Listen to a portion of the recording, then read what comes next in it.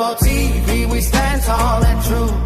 West Ham are massive in claret and blue. The hammers, they rise with the fire in our veins. Forever we'll sing through the joys and the pain.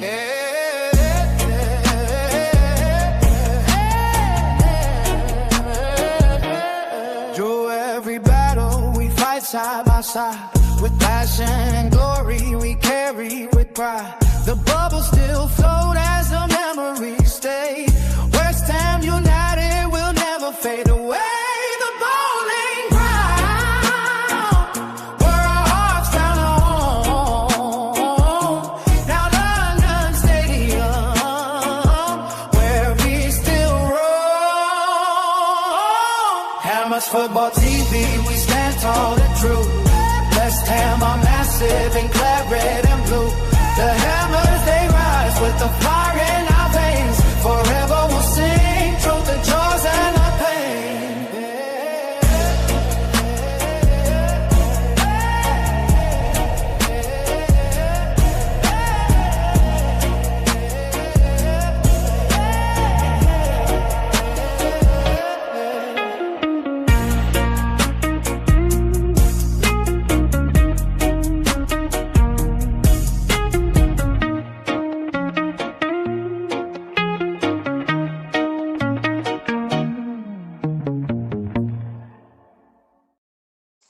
Good evening, everyone, and welcome to the West Ham Review. And as always, I am with the person of exalted royalty, the one and only Budgie.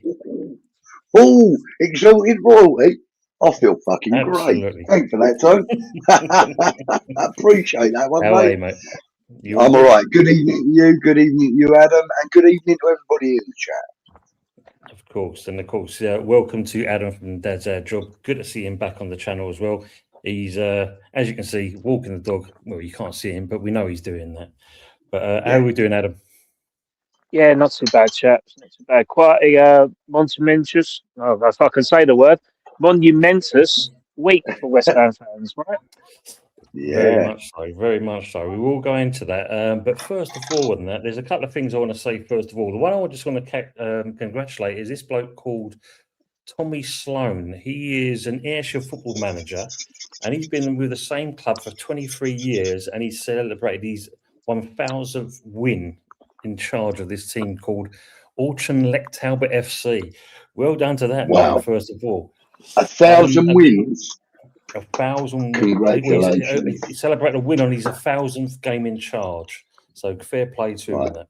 Yeah, mate. Fair play. And I don't know if you've seen the other announcement. The BBC, after 52 years, are cancelling Football Focus. So the end of this season, it will be no more. Football Focus. I haven't seen that in probably 15 years. Hence That's the probably reason why it's why being it's cancelled. going off. Exactly. Yeah. That's the main. You was their only viewer, mate. You stopped watching. They thought, what's the point of running it anymore? Yeah, you know. I stopped watching BBC about 15 years ago. I haven't watched Match of the Day in all that time. So, yeah. We don't see much on that one. But as always, let's say hello to the great people in the chat and start off with good old friend Daz, and he's saying hello to me, and he's saying hello to Harry, to Budgie. Good evening to Ryan as well. Glad you joined us as well. Right. And obviously to Harry, and he's just saying there, good evening, all you beautiful people. Come in, you fucking irons, Tone, Budgie. And he's obviously celebrating with Ding Dong, the witch is dead, the witch is dead, the witch is dead. Ding Dong, the witch is dead, love it. Good evening to Words and Pictures. Good to see you back on here as well. And one of the beautiful people, thank you, Harry, saying.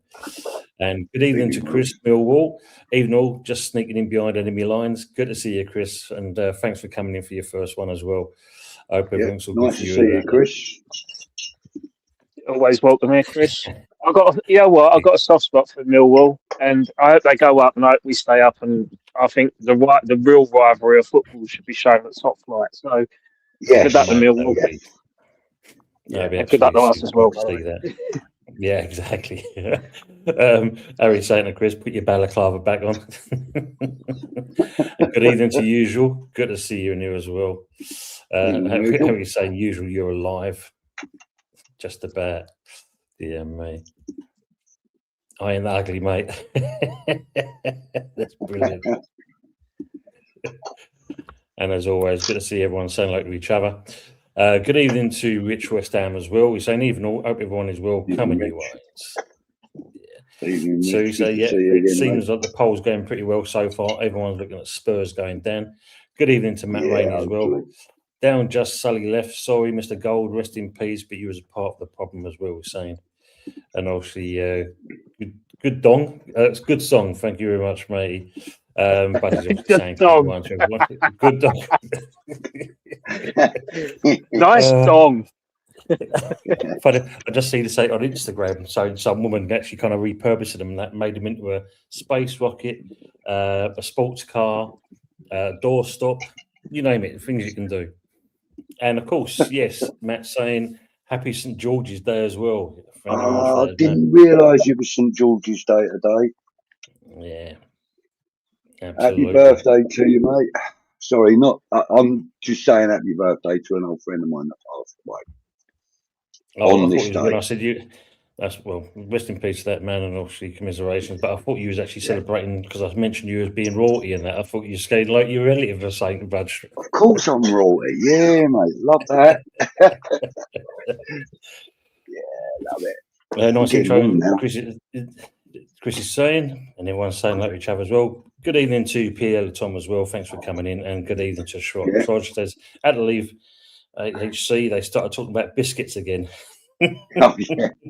Yeah, giant, what was the one? Custard creams. We were talking about giant custard creams when I looked there about 20 minutes ago. Bloody hell. Yeah. Harry says, you're not serving at the drive-through tonight then, Budge? No, mate. Not me. Words of picture saying, evening, Tony, Adam and Budgie. I was hoping we were back in the kitchen cupboard. I liked it there. Want me in the kitchen cupboard again, little buggers.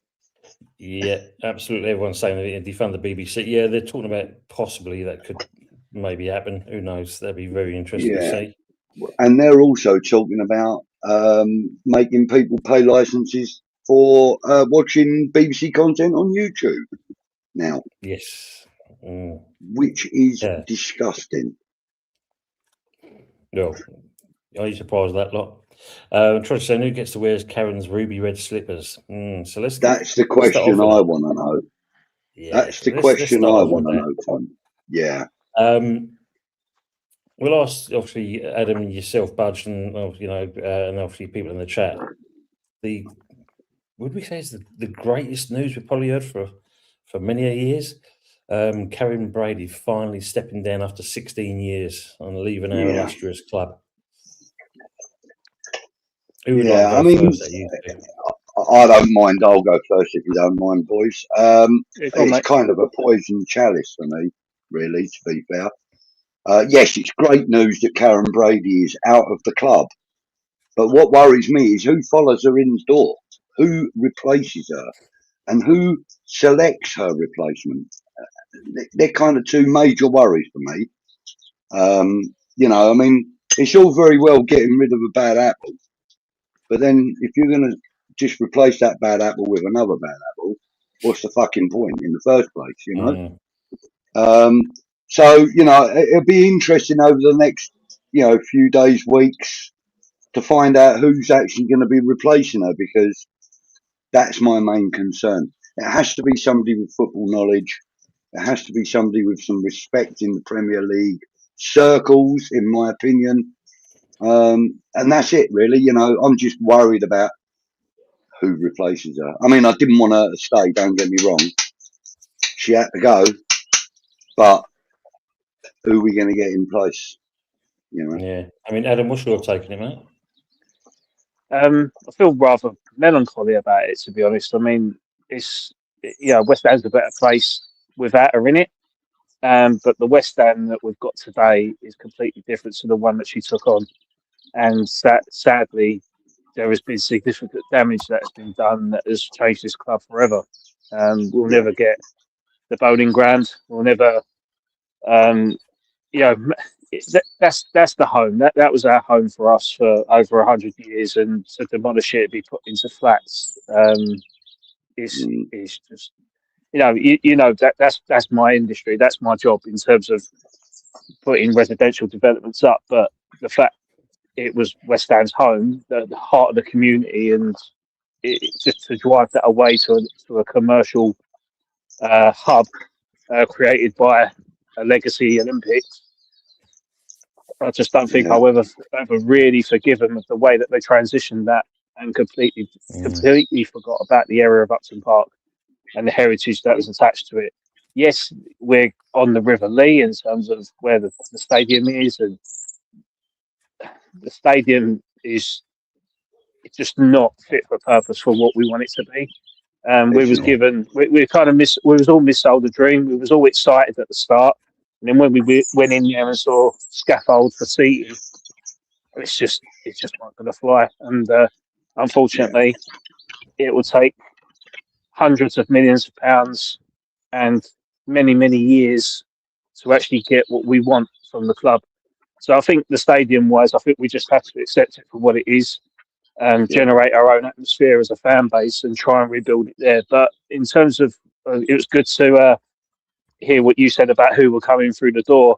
I mean, David Sullivan has pretty much told us who we should be appointing.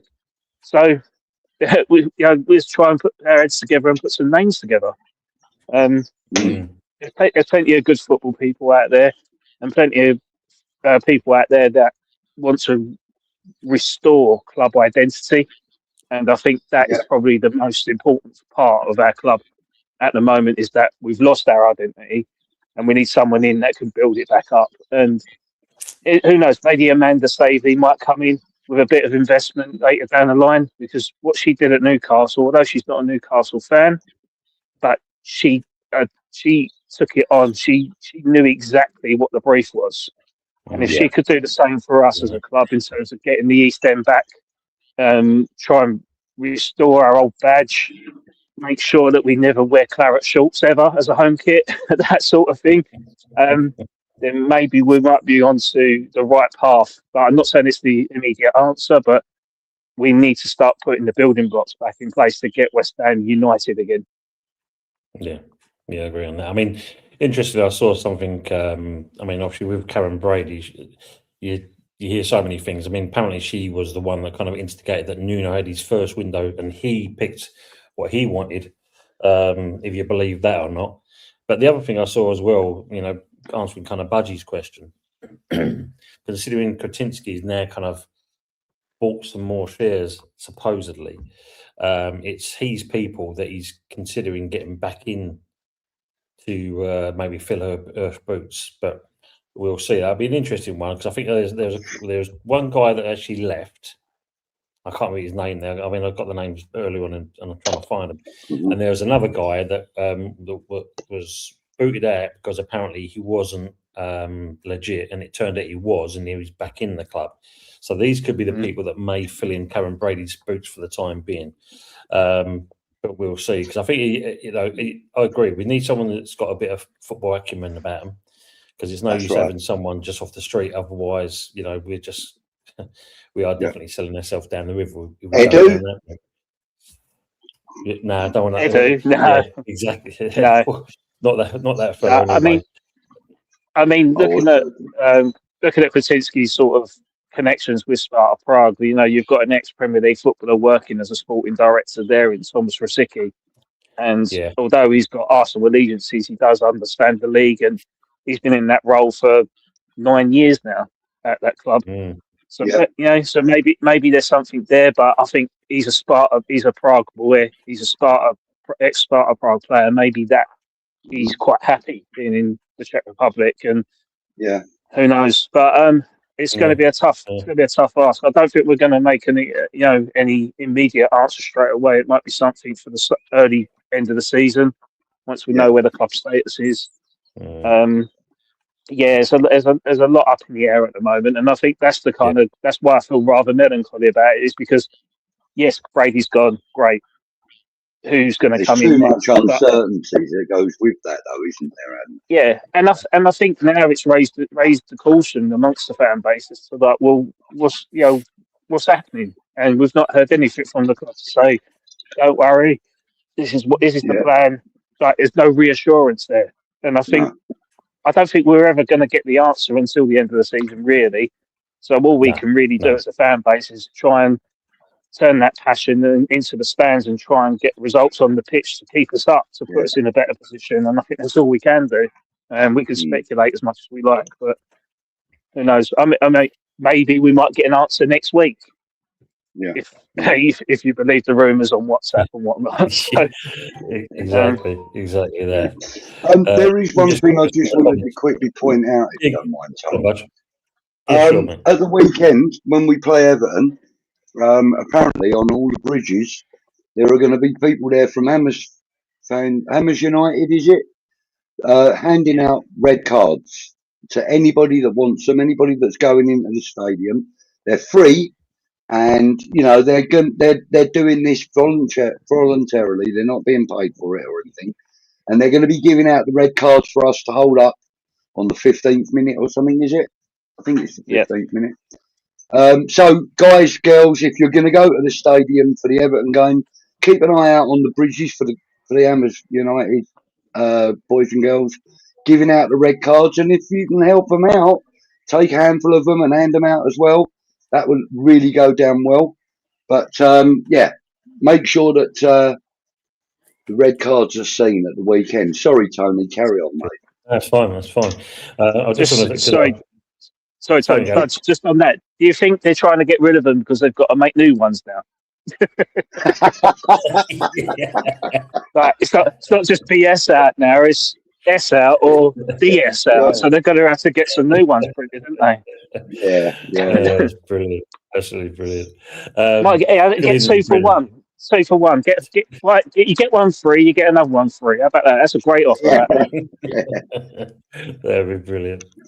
Good evening, Brendan. He says Harry will be after them. Troshka's obviously yes. Harry is definitely after usual's slippers. So yeah, you can have them shoes as well. Good evening, Janet, as well. Good to see you in here as well. Good evening. And Brendan saying evening one and all. Peter saying obviously about BBC is crap. Used to watch the news, but nowadays you get more truth on TikTok than BBC News. I think this is the reason. One of the reasons why they've also getting shot of it as well. And good evening to Jeff, the Bowling Lounge. Evening, all he's saying. Good evening, Jeff. Jeff's on the boat, unfortunately, so he can't join us today. Otherwise, it'd be good to have his input. And don't forget to go to his channel and share, like, and subscribe. And this man here as well, Anfield Uncle Rods. Good evening, Uncle. Big up, Tony, at the Hammers. Hope you're doing well, Uncle. Evening, Uncle Rods. Matt's saying, it would be good to have you in the big time. Your mob will bring chaos, which we're looking for as well. And everyone's saying like the usual. Brendan's saying, the usual would need those slippers, then you will, usual. Yeah. And everyone's saying hello to each other as well. And it seems like, yes, going on the poll there, definitely Spurs to go down, which is nice. We want to see that. Even though the weekend's going to be quite interesting for us. And well, yes, it's my late birthday today. Happy birthday to Uncle Rods as well. Happy birthday, Uncle Rods. Everyone wishing that as well. Good evening to Colin as well. Good evening, Tony, Budgie, Adam. It's always a pleasure joining you, wonderful gentlemen. And as always, good to have you with us, Colin, as well, Colin. Yeah. And everyone's saying like each other, which is always good. Chris is saying to Matt, it will be chaos, mate, but versus West Ham will be big lovely. Got a little bit going on at the moment, but fuck it, I'm here.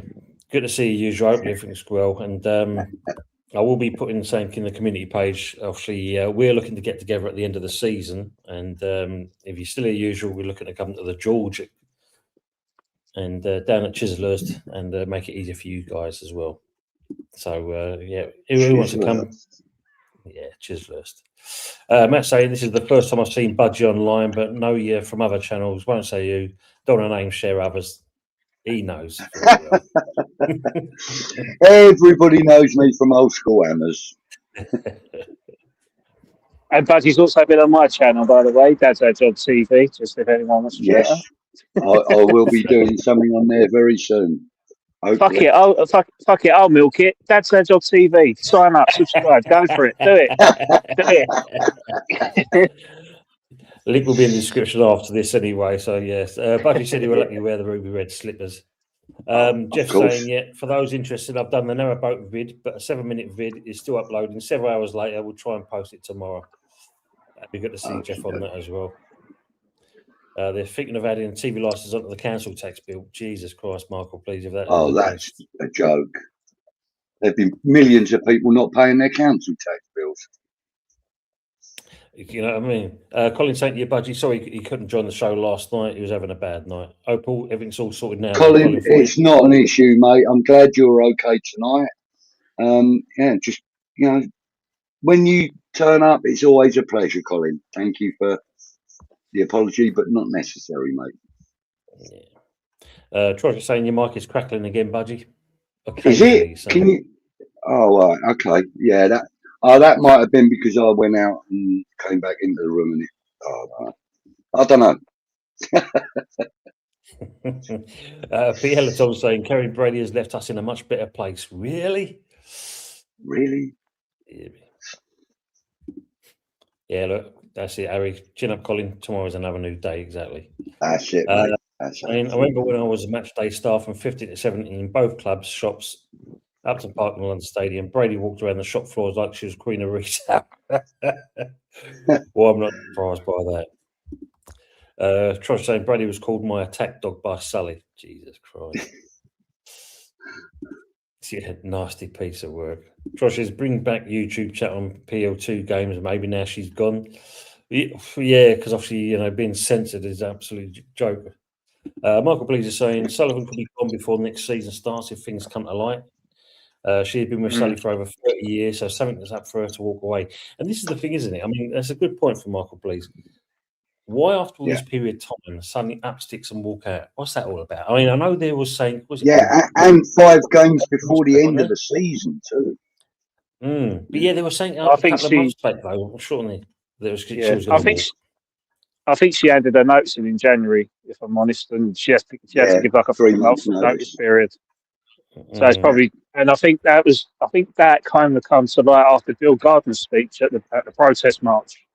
So he said something about there's going to be a change coming, and obviously a couple of weeks after that, if you put the dates together, that would have been when Brady handed the notice in, and then it's just a kind of handover period or whatever, or just a notice period. But by the sounds of it, Sullivan wanted to keep her. Of course he would, and even Krasinski wanted to keep her. But I think, like I say, we can't. You know, we have to be careful what we say on here because obviously it will come out soon eventually, and that'll be probably the main reason as to why she's left. Well, the famous word we use on this channel, Adam, is allegedly. You know, we say allegedly that, you know, you need a safe word. We need a sort of safe word or something. Pineapples. Yeah, that's the one. Because obviously, there's a couple of other guys that's gone as well, haven't they? They've also left at the same time. They're going as well. Yeah, definitely something going on. Let's talk about the game. Obviously, Crystal Palace. We know, obviously, it's not an easy place to go to. I did a watch along for the game, and I was contemplating getting the old paint and putting it on the wall and watch that dry rather than watch that game. It's much out of it, I must admit. I knew, you know, it'll be a hard game, but I didn't expect it to be, in certain respects, stout. I think, you know, we could have done a lot more in that game. And I know I've seen a few of the kind of reactions from some of the other channels. Nuno obviously is, you know, you could say is one of the reasons. The players itself. I mean, you know, what's your take on the game you used to? Go on, Adam. I thought in hindsight, it's a point earned, it's a point gained, but it feels like 3 points dropped, doesn't it? Like, it does feel like we've lost out. It was a good opportunity there to get 4 points clear of Spurs in a weekend that could be catastrophic for us. We know Moyes coming back, and they've got Wolves, and you know, you could see a sort of a slight tide turning. But again, I think we played well. As another clean sheet. I thought Rafa Panos was brilliant again. I think the youth is probably the most frustrating player at the moment because we know he's got the ability, but he just can't settle into games quick enough. So we've become defensively suspect with him on the left-hand side. Interesting, Cole Walker-Peters started again. But again, if he's played two games and he's done well and he's kept a clean sheet and a 4-0 win, he's going to keep his place. So, there's hope. Aaron Wan-Bissaka will come in eventually when his time's right. But Cole Walker-Peters has got to do something wrong for him to to get that place back. True. But true. I thought Bowen was pretty much pocketed that game. It was the Crystal Palace defender. He was man of the match, wasn't he? He was superb. Yeah. He was superb. Yeah. He was like He physical. had He was Bowen quick. covered throughout the whole of the 90. Yeah. And I think that the only thing that kind of frustrated me with that game was the fact that if you knew Bowen was being out-muscled by this defender, wouldn't you put Traore on to kind of even the odds a little bit? But maybe it was they were hitting us hard. They had Mateta come on and they had Kamada come on, and they were hitting us towards the end of the game, and they had that goal disallowed. And I think probably Nuno looked at it and thought, you know what, if I don't make a change now, we're going to end up losing this game, and that's not what we want to do. So I think he's done the right thing in hindsight. But yeah, that's a disappointing not to win. But again, we haven't lost, and I think we've only lost 2 games since the Sassi's joined. So I think that ain't really bad going, to be fair. No, not at all. Yeah, and for me, I basically I'll back everything that you just said there, Adam, and add that I think Cole Walker-Peters has actually cemented himself in the side at the moment. I don't think there's going to be much that's going to get him out of that position. He's playing really well, and if he should mess up and create a situation where he needs replacing, then fair enough. But I think at this moment in time, he's got the wherewithal to keep his position. I think Wan-Bissaka's got a hard job to get back in. Yeah. Himself. A special shout out to Hermadsen as well. I think since he's come in, we just look so much more composed at the back. And I know he's had his criticism, but he's a much better goalkeeper than Areola, and he's a much better ball player than he is than Areola. And I feel a lot more at ease when he's in goal over Alphonse. I kind of feel more at ease when Areola's in goal because I think he's a better shot stopper. But that's just personal opinion, mate. I mean, of course. Hermadsen has actually proven to us all that he's ready for the game. He's ready for the big. Not only has he done that, Budgie, he's actually overtaken Raya at the moment. He's actually the one who's more informed than Raya, and that's saying something. So that just shows you how much he has improved. Yeah, he's got his bottle, hasn't he? Yeah, indeed.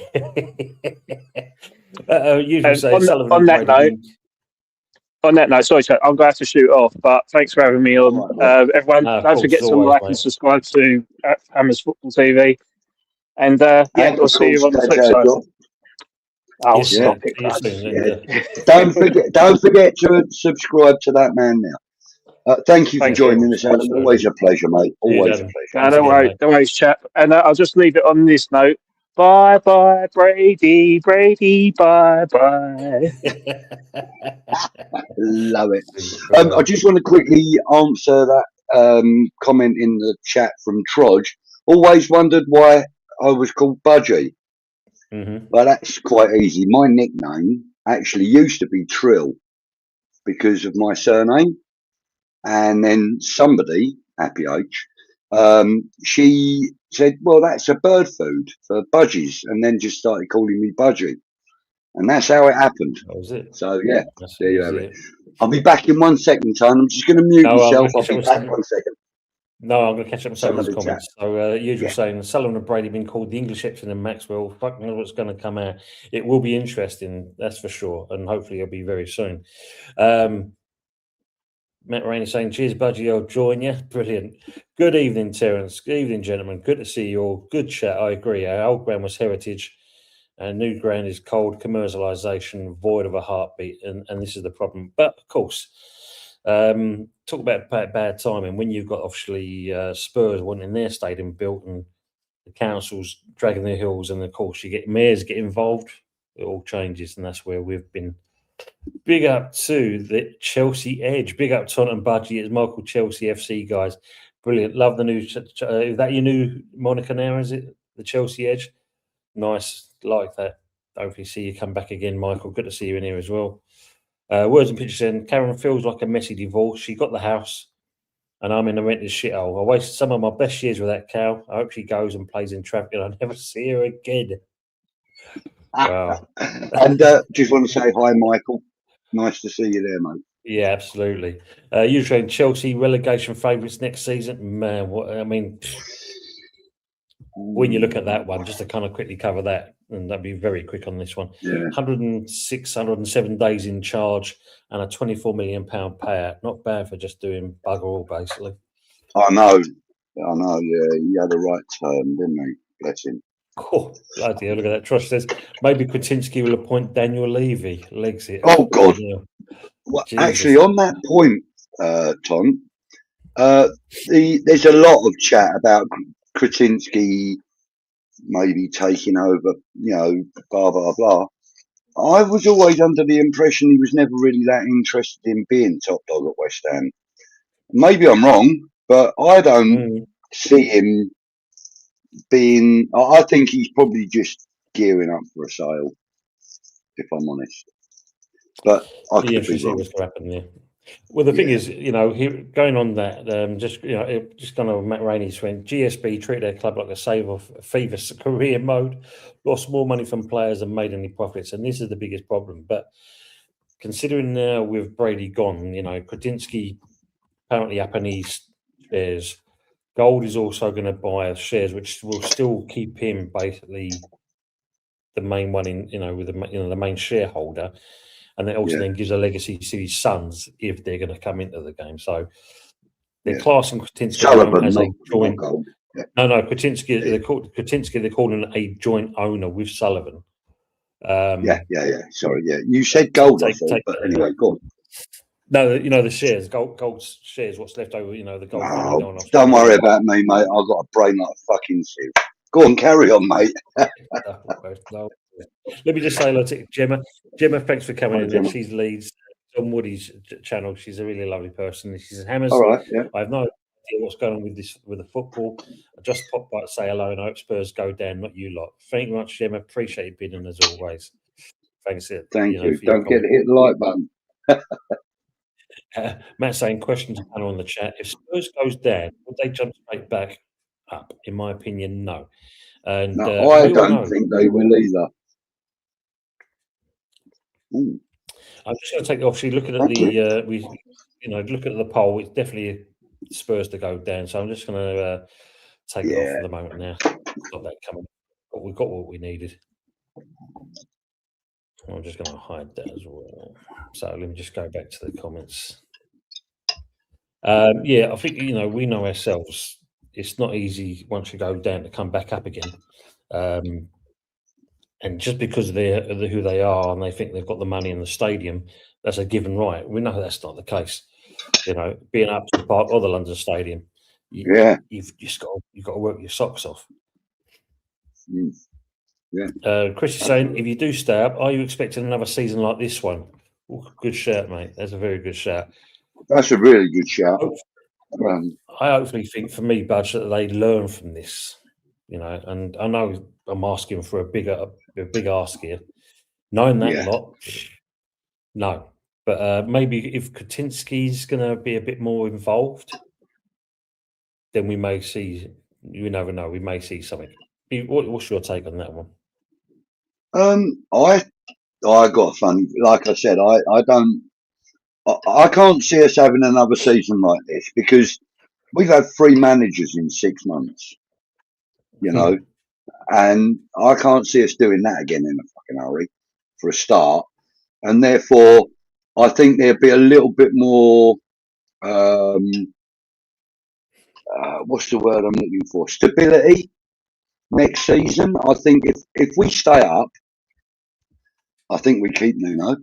And I just think it's a little bit more stable. Starting the season with a manager that's helped us to survive, as we know with David Moyes, does tend to give you that extra yard. So hopefully, we'll be okay next season. Hopefully, that's my hope. That's the thing. Matt Rainey's asking Budge again. I want a red card. Where, please, again? So as you approach the stadium on the bridges, there'll be people there handing them out from Hammers United. And if you don't see anyone, ask someone that you see that's got a card. Where'd you get that, mate? And they'll tell you. But I think they're going to be pretty well spotted. Yeah, easy to spot. I think they're going to be pretty well placed. But they're on the bridges going across to the stadium. I've just seen the next comment coming up. Daz is saying, I'm glad she's gone, but it seems it's weird she's left now until the end of the season. Yeah, I mean, this is the thing for us, Daz. We are wondering the same thing. I think if you look at it, something's going to come up. That's for sure. Yeah. And Michael Blease is just going to put this comment up and that. And also, let's not forget this young lad. Don't forget it's DT 38 day tomorrow. Fill them buckets. It's for a good cause. Absolutely. Yeah. Dylan Tambidis. Sadly taken too early for us. For anyone that age. What was he? 20. What do you think of that? Younger than that, wasn't he? Was he younger? Younger, wasn't he? I think he was. Wow. People in the chat will probably confirm that though. Matt saying, laugh out loud. I'm in row Z, but I'll stick my card up though. It'll be seen. It will. Rich West Ham says, don't forget to wear your DT38 gear. There's a DT38 celebration. And that's the Michael said exactly the same thing. Chelsea Edge, Michael saying, Brady's gone, Dracula's next. At the shoehorn him out of that stadium, mate. Jeff saying, so as I've missed anything in the chat, been doing washing up duties. It's good to see someone's wearing the trousers. Someone's wearing the trousers on the narrowboat, isn't he? That's for sure. Michael Blease says Chelsea should be spuds now with manager bounce. Well, this is going to be interesting. I mean, I'm actually the Chelsea Edges in here. They're talking about obviously possible replacements. Areola from Bournemouth has been touted as a possibility as their manager. Yeah, they're going to go for a big name this time. Well, I don't know, mate, because there's also Terzic. There used to be with Bilic. He's also been touted as a possibility as well. So who knows? Apparently, We'll see on that. Whereas people saying that to Jeff, he's just seen the excellent narrowboat show. Thank you, Jeff. I'll look out for that as well. Red card, penalty. Yes, absolutely, Ryan. Harry's saying Rossignol 24 million to beat Port Vale. Yeah, that's about all he bloody did. Thanks, Ryan. Yeah, well, for me, and he was, modelling for the man from CNA and next and all that shit for me. weird choice. Yeah. Harry's saying Budgie did a cooking show last night. Cole. I actually didn't. I was actually just broadcasting from the kitchen. It's all lies. I was not cooking. I'll tell you one thing. Kimmy's just made me an onion soup. French onion soup. And it is best onion soup I've ever had. Well, I'll be leaving soon. You've got another bowl there, Kim? No. Yeah, mate. Yeah, he says, have you got another bowl there, Kim? Yeah. Plenty here, mate. Trosh says you notice it more if you use headphones. I think the noise that you was getting. Yeah. No problem. Yeah, probably. Matt Rainey's saying, obviously, question, if we stay up, is the TV money going on the debt or the summer window? That's a really good question. Sullivan's pocket, I think, is another one. I think that really depends on who is in charge at the time. And if it is still Sullivan, then you're probably right. It probably will go on the debts. I doubt if it'll go on the summer window. Be interesting. Good question, though, Matt. We'll talk on St. Kilda as well shortly with the point, not the performance. Yeah, I mean, the thing for me as well, Matt, I mean, obviously, I think, to get a point, considering how we've played at Palace before, and that is not a bad thing because we have bloody been tonked there quite a few times. Josh says obviously Nuno shit the bed again regarding the game. Yeah, Michael Blees is saying state will go down. We will lose 50% of the team to clear debts. So another Swiss season next year, and this is the problem, isn't it? Because I see an article about Discussy. If we want to sign him, then we have obviously going to have to sell players. But then if we're going to sell players, with the player like that want to stay, he knows some of these players are going, which he knows, which he's kind of built the season around so far. And if they're going to go, would he want to stay? That's the problem. I think Nuno's the sort of guy that will stand up for the players he wants to keep. I think he'll make demands, like he did when he was at Forest. He'll say, I want this player. I got him when I came here and I want to keep him, and I think that's going to be the case with him. I really do. I think Nuno is going to, put his foot down a little bit. It seems like he cares. Yeah. Yeah. And like Kimmy just said, he seems like he cares. And that's something we ain't had since David Moyes. David Moyes cared. You could tell he could. He did. Absolutely. And yet, Lopetegui, he was there for a payday. And same with Potter. He was there for a payday too. But I really don't think Nuno is. I think Nuno's there to write his names in the history books. That's what I think he's here for. He's kind of... Let's hope he learns from his lessons, some of the mistakes he's made this year as well. He's made a few clangers, hasn't he? That's for sure. Oh, God, yeah, he's made some absolute clangers, mate. Yeah. Obviously, Daz is obviously saying West Ham not going nowhere. Let's hope so as well, Matt. Matt saying, obviously, Kante needs to be our new Souček. Love to him, but doesn't have the legs or skill. And I think, hearing this on channels, for me, Kante, I said on Monday he should have come on a lot more earlier. Yeah, he did make an impact when he came on. I think when you look at it, he's definitely, and I agree with this comment. He's going to be the new Souček, but he needs to kind of start. Given a bit more game time. I don't know if it's a case of some people saying, should he start from the off? I think if you look at it, even if we kind of brought him on just after the second half or in the 50th, 60th minute kind of thing. Yeah. Just to see more of an impact and give this kid a chance, because I think if you look at it, he will definitely command that midfield area, and especially with. And he looks to go forward a lot. Yeah. He rarely looks to go backwards. Now look at 50% of staying up now, down from 60%. It's interesting what's going on here, because obviously, again, when you look at the, we just did the poll just a minute ago, but when you look at the fact that the Opta computer, it's got us as being a 39% chance of us going down, whereas Spurs are now, I think it's 56% chance of going down.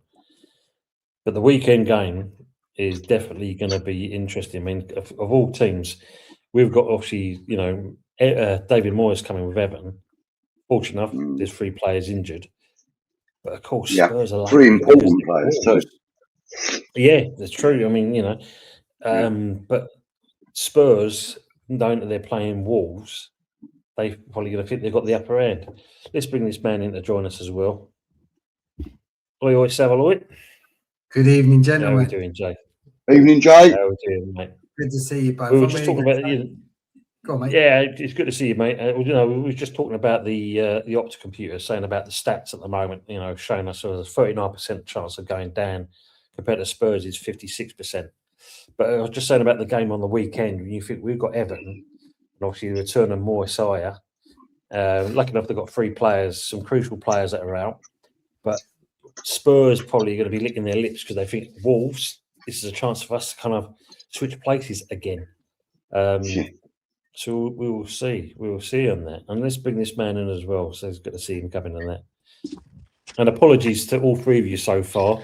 It's only because Budgie caught it out before we even started. I sent the wrong link in the first place. So I have my hands up on that. Yeah. I looked at it and I went, what does it mean? Ended. It said ended up in the top corner. I was like, nah. That can't be right. Truth Almighty. While you two have come in there, let's have your, let's just throw back a bit on, what's your both outtakes? I know James's one especially, on the Brady, leaving. Do you want to go first, Shane? Who wants to go? Well, I'll go first, mate. Good fucking riddance. At last, you know what I mean? At last, this fan base has come together, right? And do you know what? When you are positive in an approach of getting someone out the door, right? And all these people that have said, "Oh, you can't.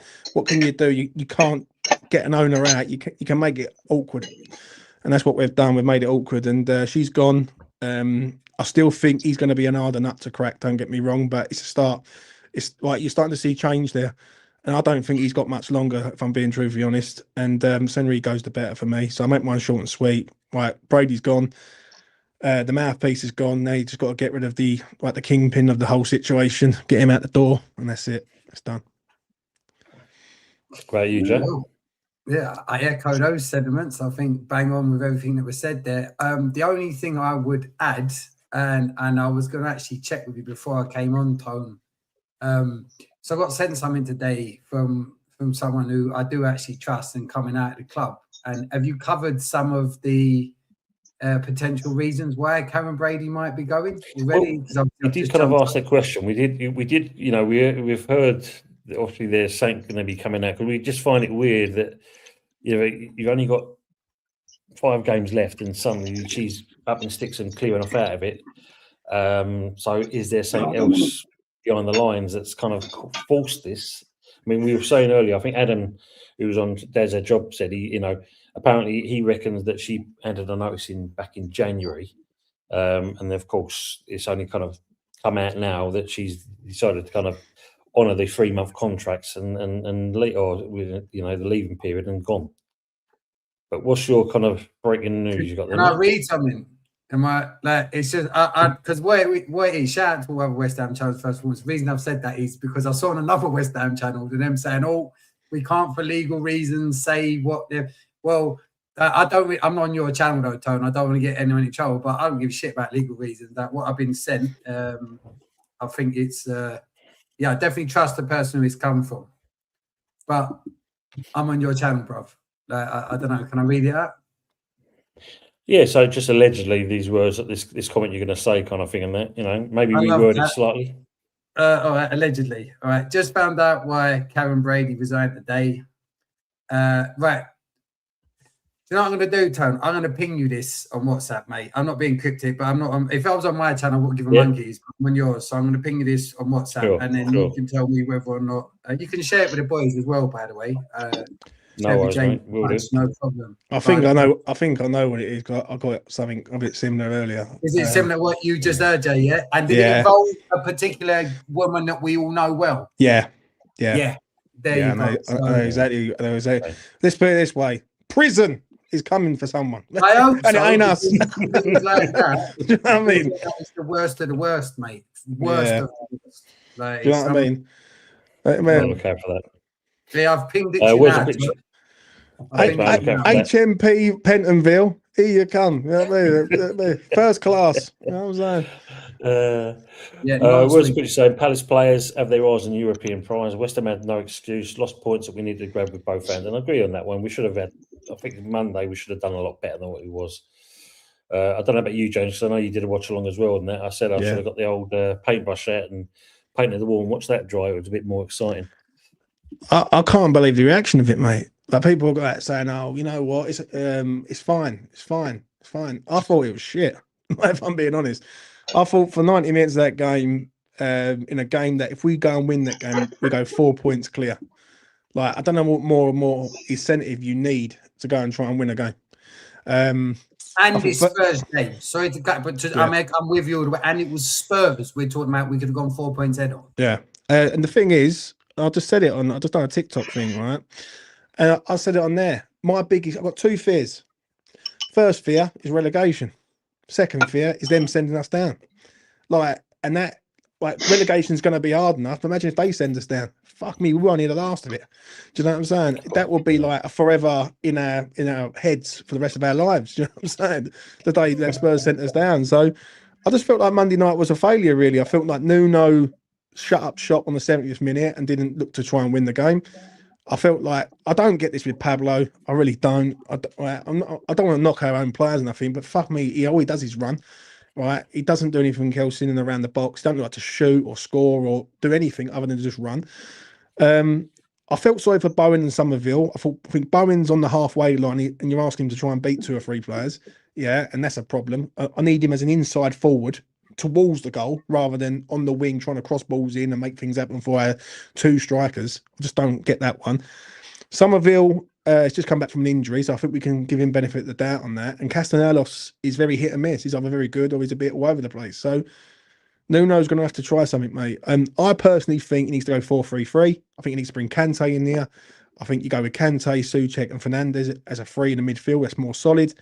You need someone who's going to break the line from midfield, and then it allows Bowen and Somerville to get closer towards the goal, and then it works that way. But whatever he does, he's got to get it right this weekend, mate, because we're running out of time. And the one fear I've got is that one mistake now could relegate us. That's the worry, because we're in a situation where we're 2 points clear. If I can't see Spurs going to Wolves at the weekend and not winning that game, and if they don't win that game, then they deserve to go down. But I just can't see it. Do you know what I'm saying? So it's on us. And people keep saying, "Oh, don't worry, James. All we've got to do is do our job." But I don't trust us at the minute to do our job. That's the problem. Do you know what I'm saying? So that's where I land on it for me. What about you, Budge? Start for you first. What do you think about it? Well, I kind of, mirror everything that James has said there. Other than the fact that Wolves have got this habit of bringing out a surprise result every now and again, and I'm hopeful that this weekend is one of them weekends where they come out and they absolutely stuff whoever they're facing, and on this occasion it would be Tottenham. I can't see them surviving, if I'm honest. I can't see Tottenham surviving. If they do get this win at the weekend, it's the only one they're going to get. Have you seen the rest of their running? It's tougher than ours, much tougher. So I can't really see them getting points anywhere else. I could see them beating Leeds, though, mate. Oh, have they got Leeds still? Have they? I didn't notice that. Yeah, okay. What it is, Spurs' fixtures are this. Yeah, I'm a sad prick. I've got them all in there. Right, what it is, Spurs have got Wolves, and then they've got Villa. And what it is, Villa have got the European games either side. Yeah, so that's a bit of a problem, because if Villa do well in the first game, then it's a great game for Villa. If Villa don't do well, then there's a potential where Villa might rest a few players in that game. So Spurs have got Villa after that, and then they've got Leeds, and it's the same day that we play Arsenal. Right, and that's a big game, that one, yeah.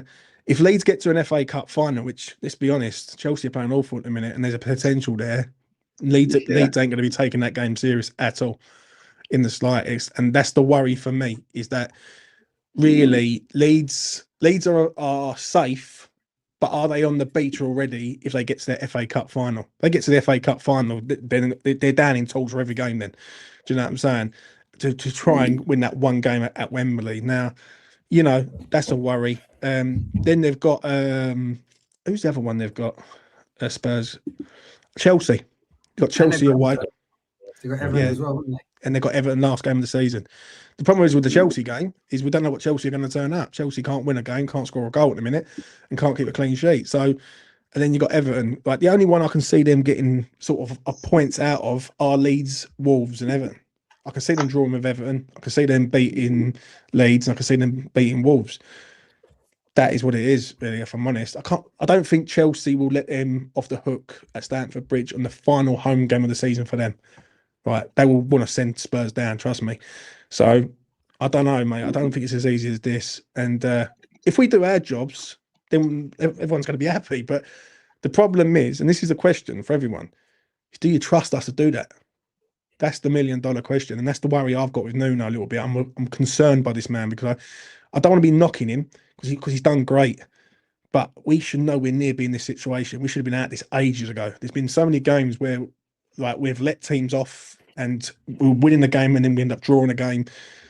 Like, I just hope that he can get it right from that end of the season for me. Big old trip. I mean, going back on the thing with the Leeds, I know Farker's no idiot, because at the end of the day, in that, as much as the players may feel like it, he still wants to make sure he's going to get as many points as possible, because he's not concerned about obviously the cup thing. I think he's also wondering about the league position as well. Even though they're relatively safe, he wants to make sure they're safe, and then he can look to relax. So I don't think he's going to give up too easy. And obviously, Spurs getting the draw has given them a little bit of belief. They thought they'd won that game, didn't they? And of course, getting the draw and that, it gives them a bit more drive. Is that enough to get them over the line? I don't know. I mean, Wolves. There's also the point, as you said, ticks up, from there. Yeah. There's a point, as you said, they got a draw at the weekend, and they were convincingly winning after about 45 minutes or 50 minutes or whatever it was. And they were 1-0 up, wasn't it? At half time, looking good, looking like they were going to take the points. I think they, I think Tottenham are struggling with their mental approach as well as their physical approach.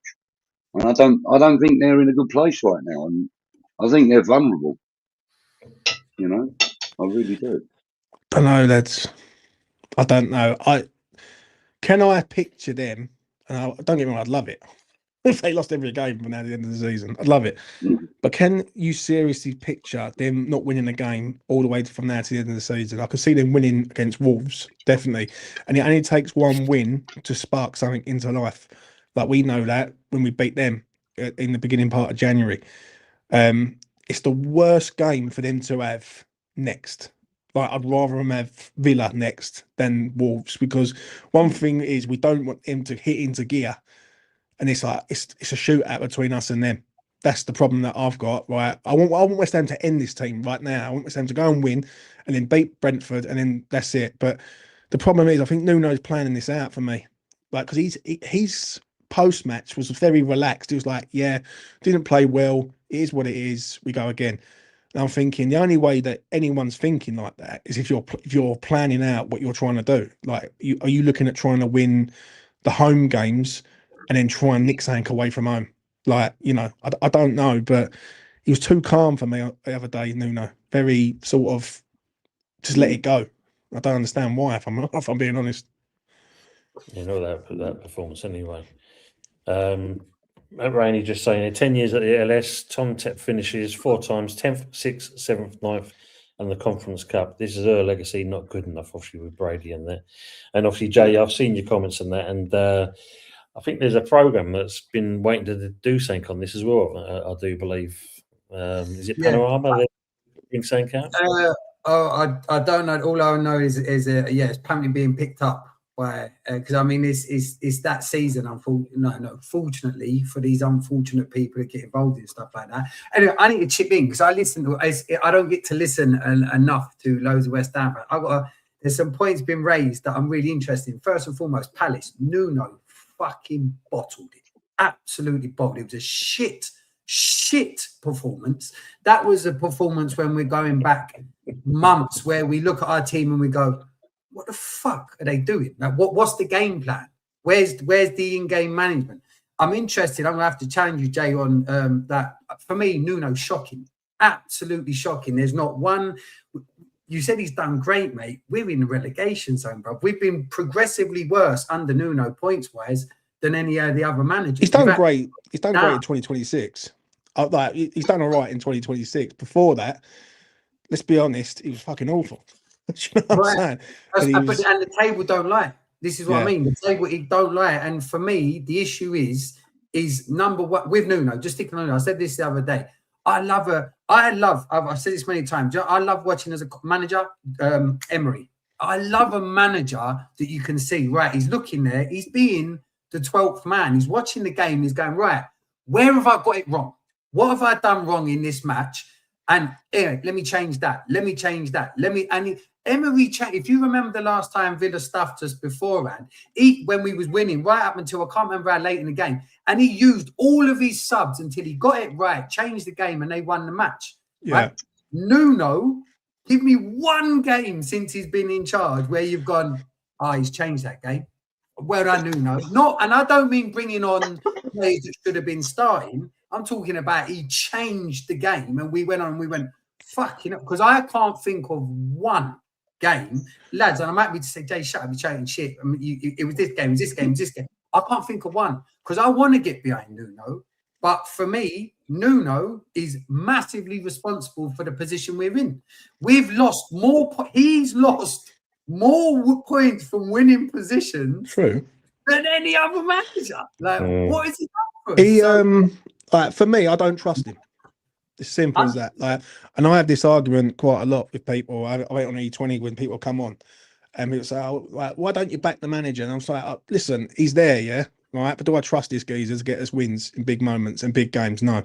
I feel like he's folded too many times this year, and we're in the territory now of like wins keep us in the league. Draws, you're praying of other results going your way.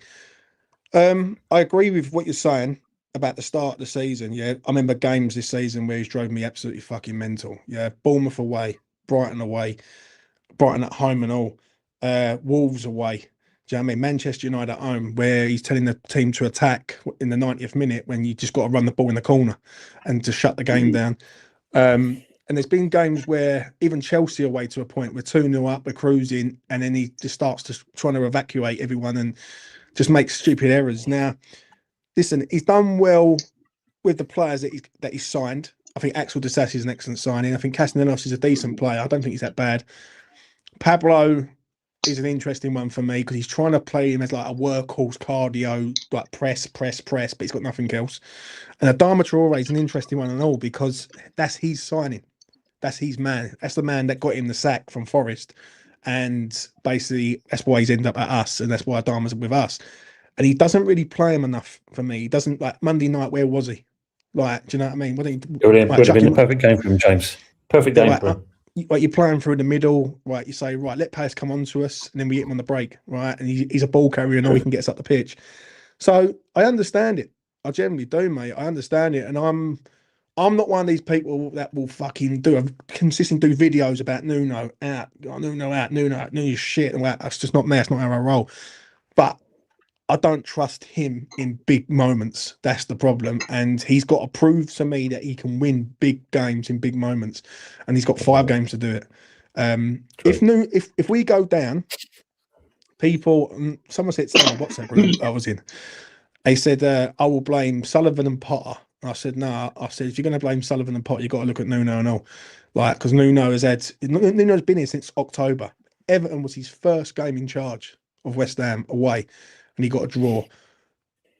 West Ham should nowhere near be in this situation that we're currently in. And I feel like people make too many excuses for the reason why we're in it, because the players and this and that, when I don't think there is many excuses, really. Like, there's games where we've let games go in like the late into the day when we should never have done it, if I'm being honest. I do agree with you on that, man. Plain and obvious. Absolutely. Plain and obvious. Just before anything else, I want to congratulate Paul Houston for doing this as well and big him up for this as well. He's done 2 London 10Ks for DT38. Superb. Well done, Paul. Brilliant, Paul. Well done, mate. He's done that for kids with cancer as well. What a legend. That's right. What an absolute legend. Absolutely. Yeah. Absolutely. What a man. Brilliant. One here for you, Budgie. Chris is saying he's jealous, mate. You've got more front teeth than I have. I ain't got any. I ain't got any fucking teeth in yet. I've got a couple. Actually, quickly, when James was going, if we go down because of Tottenham, because that's Millwall, Chris, isn't it? If to top it off, it would be Millwall coming up. That would be brilliant. Absolutely. Yeah. Good evening, Gary. And he's saying, even though I'd love the Spuds to go down, but if we're relegated, what do you think the consequences will be for us? Devastating or a chance to rebuild and come back stronger? It'd be devastating, mate. West Ham goes down. Yeah. I think personally, why is it devastating? I want to know. Why? Because because the structure's wrong.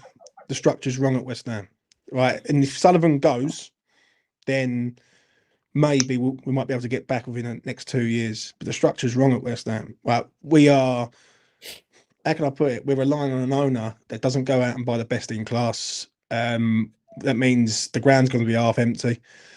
Brady's one thing getting her out the door, yeah, and people are celebrating that. You wait till Sullivan goes, right? And if Sullivan was to go, well, sooner the better, then it might be a bit of a different situation.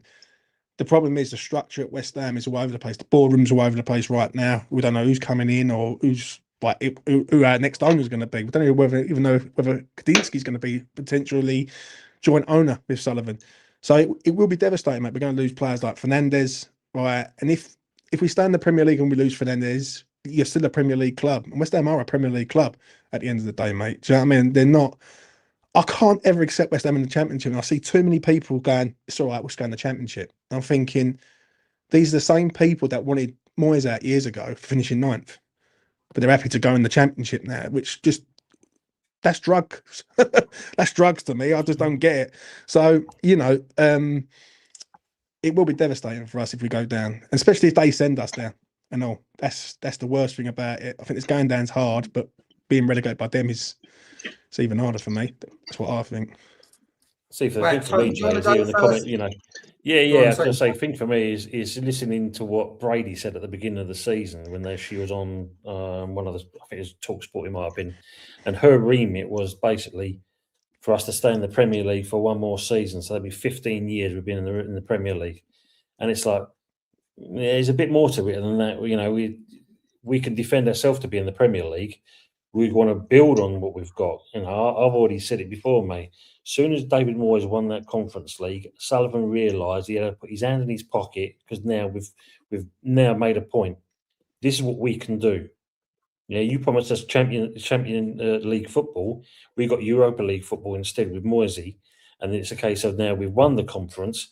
Now we should be stepping on from that point and moving onwards. Yeah. And as soon as I was going to say, let me just say the last a long way in the Europa League as well. Semi-final the first time, final the second time. For me, going by what James said with Moyes, the thing for me was, as soon as he did that, I think that's when Sullivan turned around and said to Moyes, we're not renewing your contract, even though he won in the Europa Conference. Because not being funny, that last season that Moyes was here, his style of football completely changed over the last couple of years. It was nonchalant. That's where I think it was from Sullivan's point there. And then hearing that bullshit, he had a contract on the table, ripped it up, put a new one down. So what, you're telling me you already had it stuffed in the drawer? You already knew what you were going to be doing. So this is where, are we going to be able to rebuild and come back stronger? The problem is, they were quick to band around and say we're £104 million in debt, and the first thing we've got to do is sell players. That's not good news, is it? Whatever club you are, being, not just our club, but when you've got a chairman turning and saying that, it goes down to the same thing. If you're not properly managed in the first place and you're not holding and dealing with your finances in the correct manner, then we're in big trouble. That's my outtake on that. And that's still basing on the going down thing, right? Yeah, because if you look at it, that's what. Because if you think about it, from that point, from Moyes, let me just go back to that comment shortly. From like I said, from the Moyes era, from winning the Europa Conference, so that next season completely changing. That's when it all shifted. From that point onwards, that's when it started to shift, and it slowly went downhill in that, and we are where we are because of that. I think it was just to say this time. Just want to land on this quickly. Yeah, I think also though, there were certain sections of the fan base that believed something that didn't exist. I stand on that quite a lot. When they believed that they was going to go and get a top end manager and slot Alonso, Almiron, but they forgot who David Sullivan really is. And the problem is with some West Ham fans, they've not got the obsession of David Sullivan like I have. Right, and I hate the geezer with a passion, and I wouldn't piss on the geezer if he was on fire. And for me, they believed that he was going to go out and get someone when he's never bought no one out of a contract in his life, and he's never going to do it now. So I think there's part of it's about 15% us and 85% like the owner, in my opinion. Like, do you know what I mean? Because we wanted change, but when we got change, we didn't like the change that was served up to us. It's like you're asking for a fucking sirloin steak and you get a fucking hamburger. Do you know what I'm saying? It's just, it just ain't gonna wash. So you know. But you the same? If we go down, is it devastating? Yeah, I believe it would be devastating for me personally. You know, I think it would be really taxing for the club and the players and the staff and that. I mean, it would be especially bad for the staff because once you go down to the Championship, loads of them will start getting released and sacked and whatnot because they start thinning out. So yeah, in that respect, yeah, it'd be devastating. I mean, I've witnessed us in the Championship and Division 2 a few times in my life, and I've survived it, you know, but I've survived it reluctantly, Jay. You know, not enjoyed it, not enjoyed it. But have you still turned up and supported the team and loved them the same way you always have done? Yeah, of course. When I was going to games before, yeah, I was still, when we were in Div 2 and that, I was going to games still. I loved it, you know. I only missed out on the 19 FA Cup final because I couldn't fucking afford it. I had tickets off at the man, I couldn't afford it. And that I couldn't go to the 80 FA Cup final, but I was still going to games back then. And yeah, you know, we were second division then. Because here's my point. I've had loads of debates with people on this. Yeah, Tone, you might know my stance. Yeah, I don't care if we go down. I fucking love West Ham. If anyone wants to question my West Ham love, I love. It's been my release from everything else in life is West Ham. Yeah, and that's why for me, yeah, if we're gonna talk about devastating, so far everything I've heard so far, I think, is all about structurally and not really on the pitch. Now, as a fan. All I really care about and all I really enjoy, yes, Sullivan is what he is. Can't stand him. I'm with you, especially with what's coming out. I'd set him on fire, let alone not piss on him for being on fire for what he apparently could be. He's looking like he is. So I'm with you on that 100%. But going down into the Championship next season, for me, doesn't change anything about what it is that I love about being a West Ham fan. I get the argument, staff, and all that stuff. But the truth is, all of that's out of our control. If these things are going to happen, they're going to happen. There's no, it don't change for me what it is to put on me tops, me West Ham boxers when West Ham are playing, and all that stuff that I've always done. I wouldn't give a fuck if they was in Hackney Marshes. So here's a question. What's more important to you, right? Because let's say we stay up. Let's say we scrape it, right? And I get why people want to scrape. Let's say we scrape it. We're going into next season. I think there's a very good chance we're losing Matty Fernandez. I don't think that's a stretch because we've already been told that we need to recuperate money and all the rest of it, blah, blah, blah, blah, blah. So I think that's a good chance that we're losing Matty Fernandez. I think there's a good chance we might even lose more than that, personally. Can't say I know that. But either way, we stay in the Premiership next season. What is it that changes? What is it that changes for us next season to make it a more enjoyable experience? Because all we're really talking about is love of the fact of staying in the Premier League. Because what else is the difference? Well, there won't be no VAR. Well, yeah, won't be no VAR. That's a plus, by the way. I just feel that you got to look at your standards, and West Ham are better than the Championship. And that's not being arrogant. This is being honest. West Ham are one of the longest running like clubs in the Premier League since it's been like formed. Now, my attitude is I always support this club wherever they play, but I remember them times a few years ago, and I don't forget the times where people were moaning about the style of play and was 9th in the fucking league. Now, my attitude is that how far do you have to go down before you start going, it's not right. I think going down to the Championship's not right, not for the size of the club. I never left Upton Park 10 years ago to end up in the Championship or League One. And I look at Leicester. Leicester's a prime example. Leicester won the league 10 years ago. Leicester won the FA Cup, and they are going down the pan, and it's going to take a long time for them to restructure themselves because they've got an owner who's overspent, a bit like our owner, and they're in dark ways at the minute. Do you know what I'm saying? And I think what it is, it's more to do with the fact that the stadium won't go away, and Upton Park won't be forgotten because of the lies that were told in order to get us there. Do you know what I'm saying? So Yeah. I look at it a bit different, Jay. Yeah, I love this club with all my heart and soul, and I think there's standards that has to be met. And I think going into the Championship will be a standard that we can accept, but we don't want to make it an out of it. For me, fair enough. Question for you though, Jay, on topic. If we do go down this season, is it not just because we've not been good enough for the Premier League?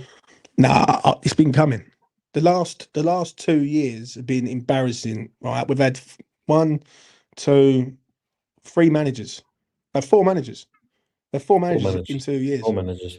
We had Moyes, we've had Lopetegui, we've had Potter, and now we've had Nuno. And that's an ownership and structure problem. That's an owner that is trying to deal with. It's an owner who's a market trader in a digital age. You know what I'm saying? And it ain't gonna work. And he's running the club like his own personal little private club. And he hasn't got a fucking idea what he's trying to do. Now, if we go down, do we deserve to go down this year? Probably, yeah. Right, because the way we started the season, the lack of transfers in the summer window when we had midfielders that we needed, and I can sort of accept it if we go down. It's going to be hard though, right? Because West Ham should never have been in this situation 2 years ago. The moment they got rid of Moyes 2 years ago was the moment you go out and get a high-end manager to come in and take us to the next level. David Sullivan decided to go out and find the cheapest manager on the planet, which was the best name, and go, there you go. That will do for West Ham United. And that is where it's gone wrong. Right? People will blame Moyes. Right? There's YouTubers out there that will blame Moyes. Right? Moyes finished 9th that year. Right? And Lopetegui had 150 million to go out and spend. He spent 40 fucking million pounds on Kilman. Do you know what I mean? And that to me is like, that's a structural problem. That's lack of ideas. Now, to say this quickly before I let you land, right? Bournemouth. Right, that club nearly went out of business about 10, 12 years ago, right? When they was at Dean Court and all that, and they was in League Two, they was on the verge of going out of business. That club's structure is better than ours. And they get, 10, 12,000 a week at their ground. Yeah, and true. They're getting rid of Iola. They've already got their new manager lined up. Like, and the thing is, they know right, they know what they're doing before it's even been done. West Ham don't know what they're doing once it happens. And that, for this club, is just unacceptable for me. Yeah. Let me just. I've left this one up here. Sorry, Joe. I just want to move on slightly on this because this kind of has resonated with me. Why does it take Nuno longer to the Moyes to make subs? Because not being funny, when you look at it, there's George also adds other teams make 3 subs, we don't react. If you look at last night, even though they got relegated yesterday, Scotty Parker threw the kitchen sink at City. He wasn't afraid to make subs. We wait till 75, 80, 85 minutes before we bring players on. What impact is that going to make in games? And like you said, Jay, the amount of points we've lost and things like that it kind of alludes to with the question you're asking is them problems that's kind of, as much as, as you said, we all love our club. The people in the chat love West Ham. But when you got a manager, and it seems strange that, look at it when he was at Forest, the first season saved him from relegation. Second season, got money thrown at him, spent wisely, got the right players in, and they were pushing top 4 at one point. And we're not getting the same man. You know what I mean? We're not getting the same man. And then seeing him here, we're only seeing snippets of what he can do. And losing, like I said, from a winning position, losing 22 points. We won't be having these conversations now if things were right in the first place. It's them kind of things. So looking at this substitution thing, it all adds up to that bigger picture, why we're in the position we are now. And if we go down or not, if we do exactly the Championship and we've got a management, a board that kind of don't back and get the right players in, then we're going to be in an even worse situation. So we need to make sure that, if Kredinsky is going to up his bollocks and get it right and put some pressure on Sullivan to do the right thing, if we're going to get the right players in, if we do lose Nuno and we get the right, it's got to be the right appointment. Because, look, we've all been there, even for as young and old as some of us are in the chat and on the panel here. we've seen this club go up and down more than a horse draws. But at the same point, we stick with that because we know thick or thin. You got to think Upton Park. We get relegated. We're still banging the place out full houses all the time. You can't say that about some other clubs. That's the other thing. So but the difference is though, Tone, right, is that we never planned to be relegated in the LS. No, and that's where it's hard to accept because listen, I don't want to keep going on about Upton Park, but Upton Park was our spiritual home. It was there for over 100 years. Do you know what I mean? And it's very hard just to let it go and go, oh, you know what, that's the past. What it is different generations now. There's people that were 10 years ago, might have only been 8 or 9, and they're 19 now, and they filled the London Stadium more than Upton Park because they never went through the motions of being there over a long period of time. Right? So I can understand as the years are going on, the generation's going to change over. It's going to be like, my generation of like being in like early sort of or late 30s, early 40s will be like, I remember them days, I remember them times, I remember all that stuff. But there's young lads now who don't really give a shit about Upton Park because they never went through it. So that's what's hard about it is the fact that if we went down, it'd be failure. It'd be failure because you've been in that ground, and I agree on that. There's no way West Ham United should move to the LS, become this sort of franchise club to then go and get relegated 10 years later, unless that is a structural problem. It has to be a structural problem. And I see people saying about the ground, and it's very hard for me to sort of talk about the ground because I've never been in there. I won't set foot in that gaff until Sullivan's out. You've never been in there, no? Never been in there, mate. Never. Oh. Yeah, I've been, and what it is, there was times where I was getting European tickets and all that, and mates said to me, come with us. I was like, nah, fuck that, I ain't going. That's with Sullivan. I've been sort of staunch on this for years, and this is why I hate Sullivan, because Sullivan, as he sort of turned the club into a franchise, and the roots of the club and the community side of the club just none and void. But West Ham used to have a museum at Upton Park. There's nothing about any history at the LS, nothing. And that, to me, I just find that's very hard to accept. So I look at it like this, is that there's no way West Ham should ever get relegated, right? In the modern day, with the amount of money that ground generates. And that ground costs us $5 million a year. Do you know what I mean? Like, we shouldn't be in this situation, but we are. And the question you got to ask yourself is, why are we in this situation? That's the $1 million question. Ask that to anyone in the chat. It was the structure. This is the thing. I'm going to touch on what you said because I love that bit. I didn't know that I love your love for Upton Park and not going to the London Stadium because I think that's fucking brilliant. Genuinely. Now, what I would say is, for me, as a West Ham fan, I'm 45, but I'm 45 actually in a few days' time. But my point is, my whole West Ham career has been, we lose more than we fucking win. Also, I've seen us go down, come up, go down, come up. So I'd never personally, and I'm going to use this word, and I'm not saying anyone else is, but I never fell for this false arrogance that was instilled when these mugs took over and started talking what they did about the London Stadium and Champions League and blah, blah, blah, blah. All of a sudden, I think it instilled a false into you spoke about generations. Shout out to Ryan on that West Ham channel. He's 17. I talked to him about this and the fact that he'll never know what it would have been like to walk over to Upton Park on a rainy night and the smells and the floodlights with the rain, all of that stuff. He'll never know, but he still gets it. He still gets the history of us and what we were. But there's a whole new generation, like you said, and this ain't judging them in any way, that have only known this new arrogant West Ham approach. And I'm not saying West Ham fans, I'm saying from the ownership. Like you said, we was told a world-class stadium, Champions League, all of this bollocks that we've sold. And I get people who say, oh, yeah, it sounded good, I fell for it. But I think it's almost left this residue of arrogance that, hold on, I don't think West Ham are too good to fucking, personally, to go down. I don't think any team are.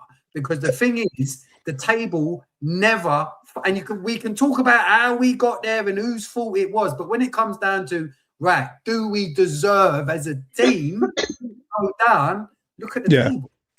Yeah, but I understand that, Jay, yeah? But the way I look at it is when you've got other clubs who have not got the finances that West Ham have got, like your Brentfords, like your Bournemouths, like your Brightons, and West Ham are on the verge of going down. That to me is like a structural problem that has been wrong for a long, long time. Now, is it arrogant to say that we shouldn't go down? Not really, because we've been one of the longest serving clubs in the Premier League. We've gone down, we've come straight back up. The issue that we've got right now is that the Championship is getting stronger. Each year that goes by, that Championship is starting to get stronger and stronger. And there's clubs in the Championship, like your Blackburn Rovers, like your Ipswiches, who are struggling to try and get back into the league. Do you know what I'm saying? And like Ipswich might be on the verge of getting there, but there's teams like your Middlesbroughs, for instance, who were Premier League side for a good few years, and then they fall off the edge of a cliff. Stoke, same thing. So, do I really want West Ham? Yeah, even West Brom, who was like yo-yo club every single year. Now, do I want West Ham to be a side that are bouncing from league to league? Not really. And I think what the problem that we've got is that we had it so good, people got a bit carried away with it and thought we can go and do better than good. And that's where the problem is, if I'm being real. Like, do you know what I'm saying? Like, a few years ago, it was the best West Ham I've ever seen in my life. And I've seen Redknapp, I've seen us have like the Canio and all that.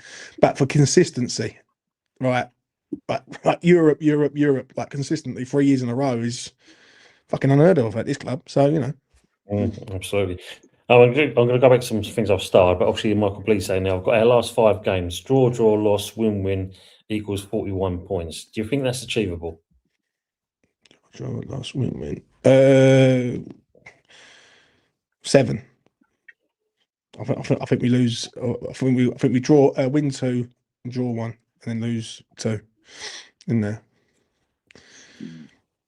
I think Brentford's hard. We beat Arsenal. Wouldn't that be nice?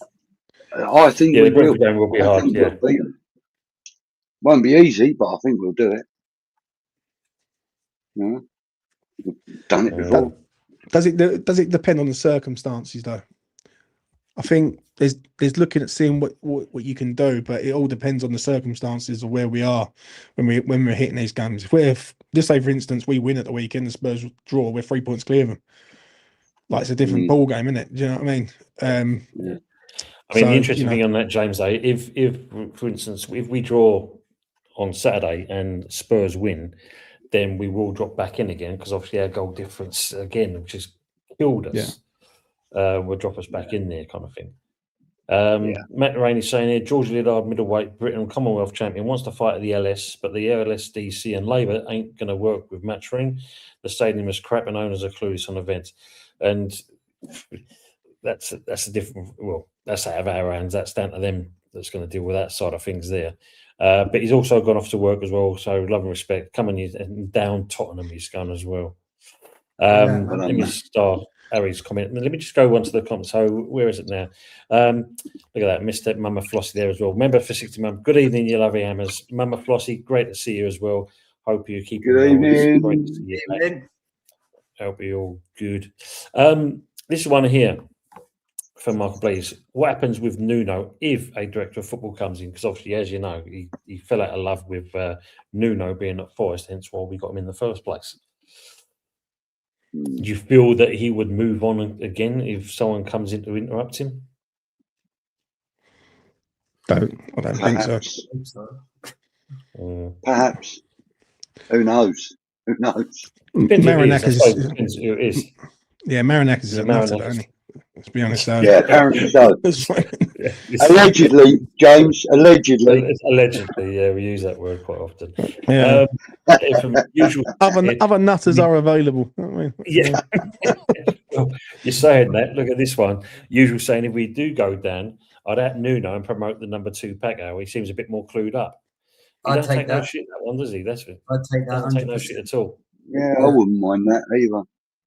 That purple patch we had, call it coincidence, whatever, it coincided with when Paco came in. And that famous clip where he was rollicking Nuno, giving it to Nuno. Nuno looked like he was shitting himself.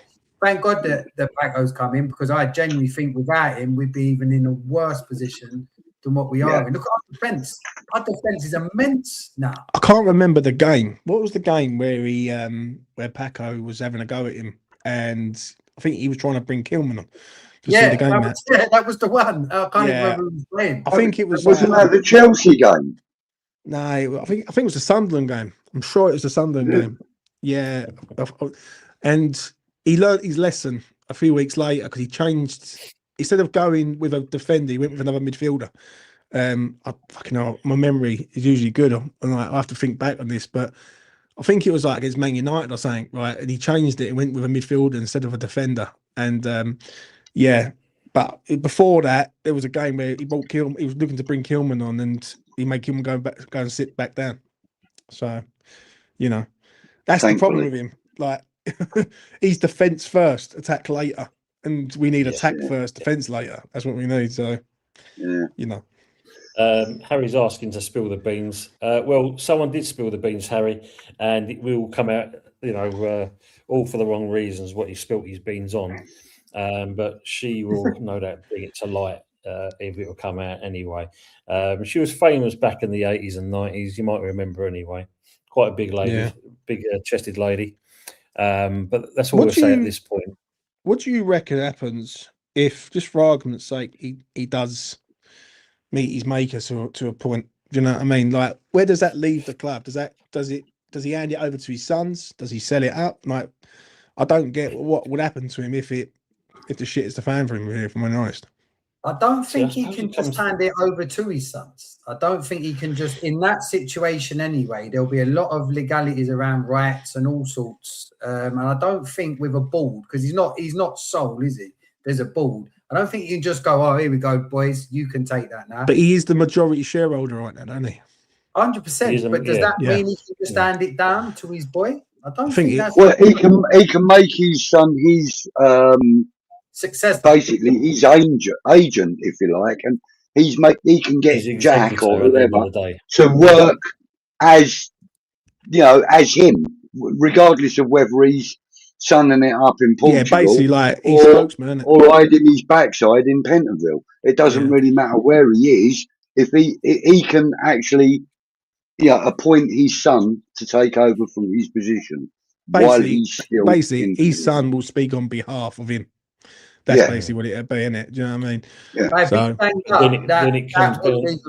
if he does get banged up, then he's that communication line. Trust me, I've been to Pentonville. I spent some time there. You don't get this open line of fucking communication. So that would soon fall apart. Yeah, but Jay, did you have a few million in your bank when you were in there? Nah, but mate, D-Wing is D-Wing, bruv. Trust me, there was people on D-Wing that had a lot more money than I did, but they got the same fucking rights that I did in there. Mate. He's in F-Wing.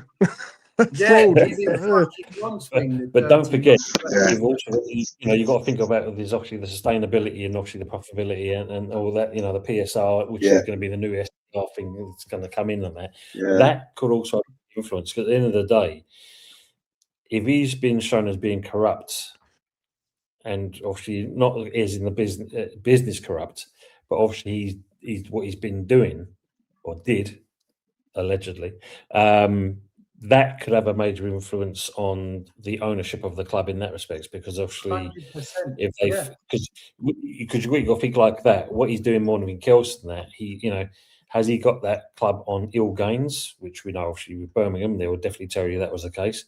But there's also the legal implications of what's going to happen from there, and his sons will then have to answer for that. Because if he does get banged up, for instance, then they've got to answer for him, and I guarantee they ain't be able to say Jack. Mate, are you going to want to be Jack Sullivan, stating there every game, everyone going, thousands of us going, your dad's a nonce, your dad's... You ain't going to want none of that. You ain't going to want none of that. Who's going to want that? He's only in his first... How old's Jack Sullivan? He's kidding, isn't he? 30s? Yeah, he's early 30s, got to be. Early 30s. He ain't going to want any of that. I'm sure someone would get in his ear and say, do you know what? It's probably best we get as far away from the fucking spotlight as we possibly can. It would make no sense from any perspective for him to hand over that club. But the only thing that would happen there is if Kalinski becomes a majority shareholder, because apparently Kalinski's looking at buying gold shares. Now, I honestly think people have got this thing about Kalinski. They don't really like him, right? And I'm a bit of the opinion that we've never really seen him have full control to do anything, because Sullivan's always pulling the fucking strings. I think you've got to let Kadinsky run the show, and I don't think Kadinsky would be a bad shout. People say about the Royal Mail and all that. It's like, listen, you can only own one Premier League club out of 20.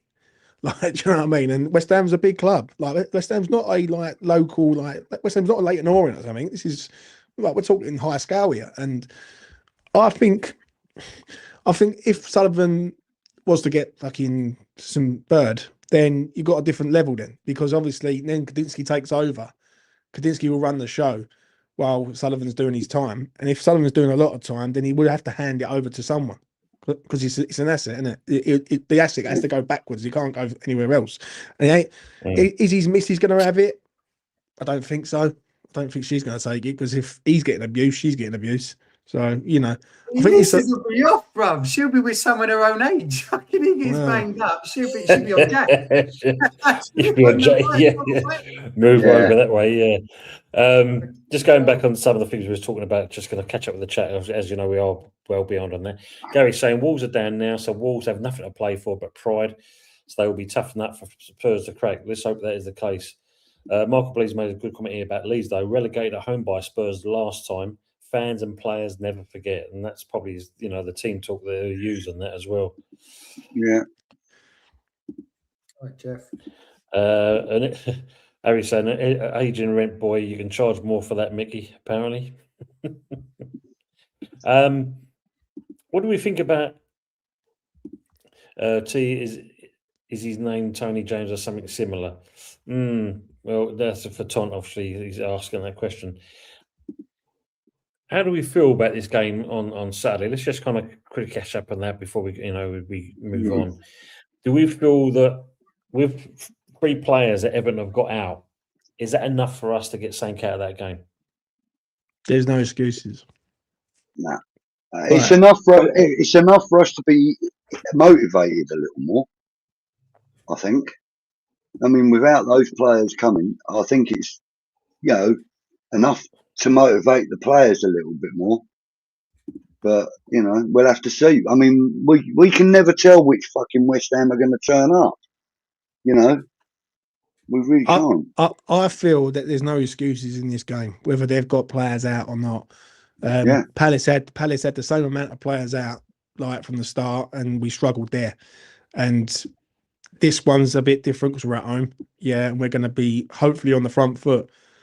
I think it's important who scores the first goal in this game. I think if we score the first goal in this game, and if we score a goal before Spurs has scored, then it's a different level altogether then, because they might be shitting it up in Wolverhampton thinking, right, we're going to have to go out and try and win this game.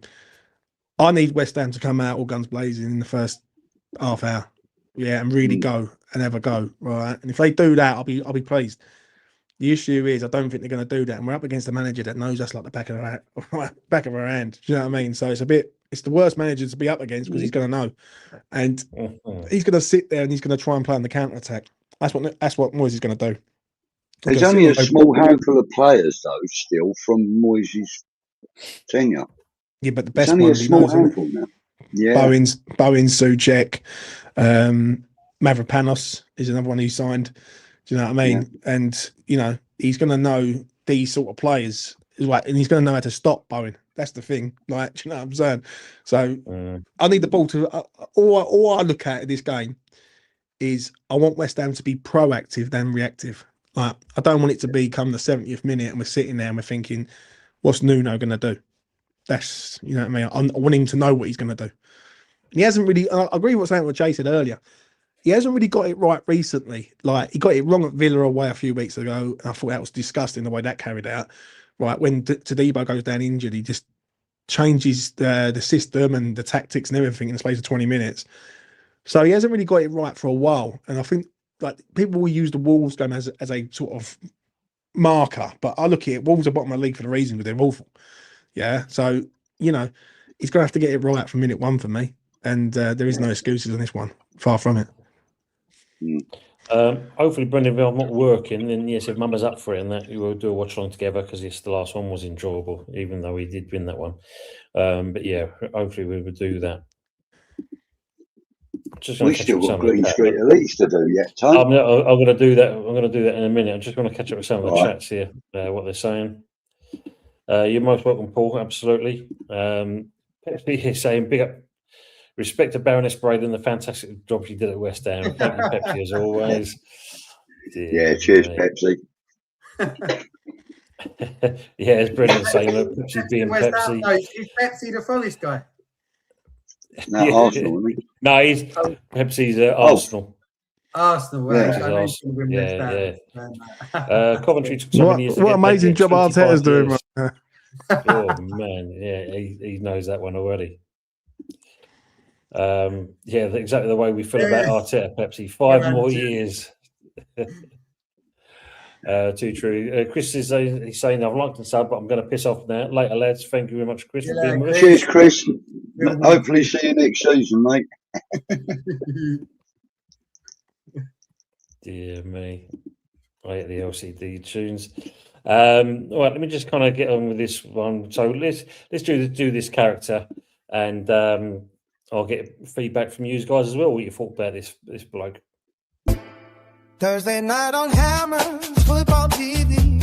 The West Ham review coming at you from Tom and Budgie.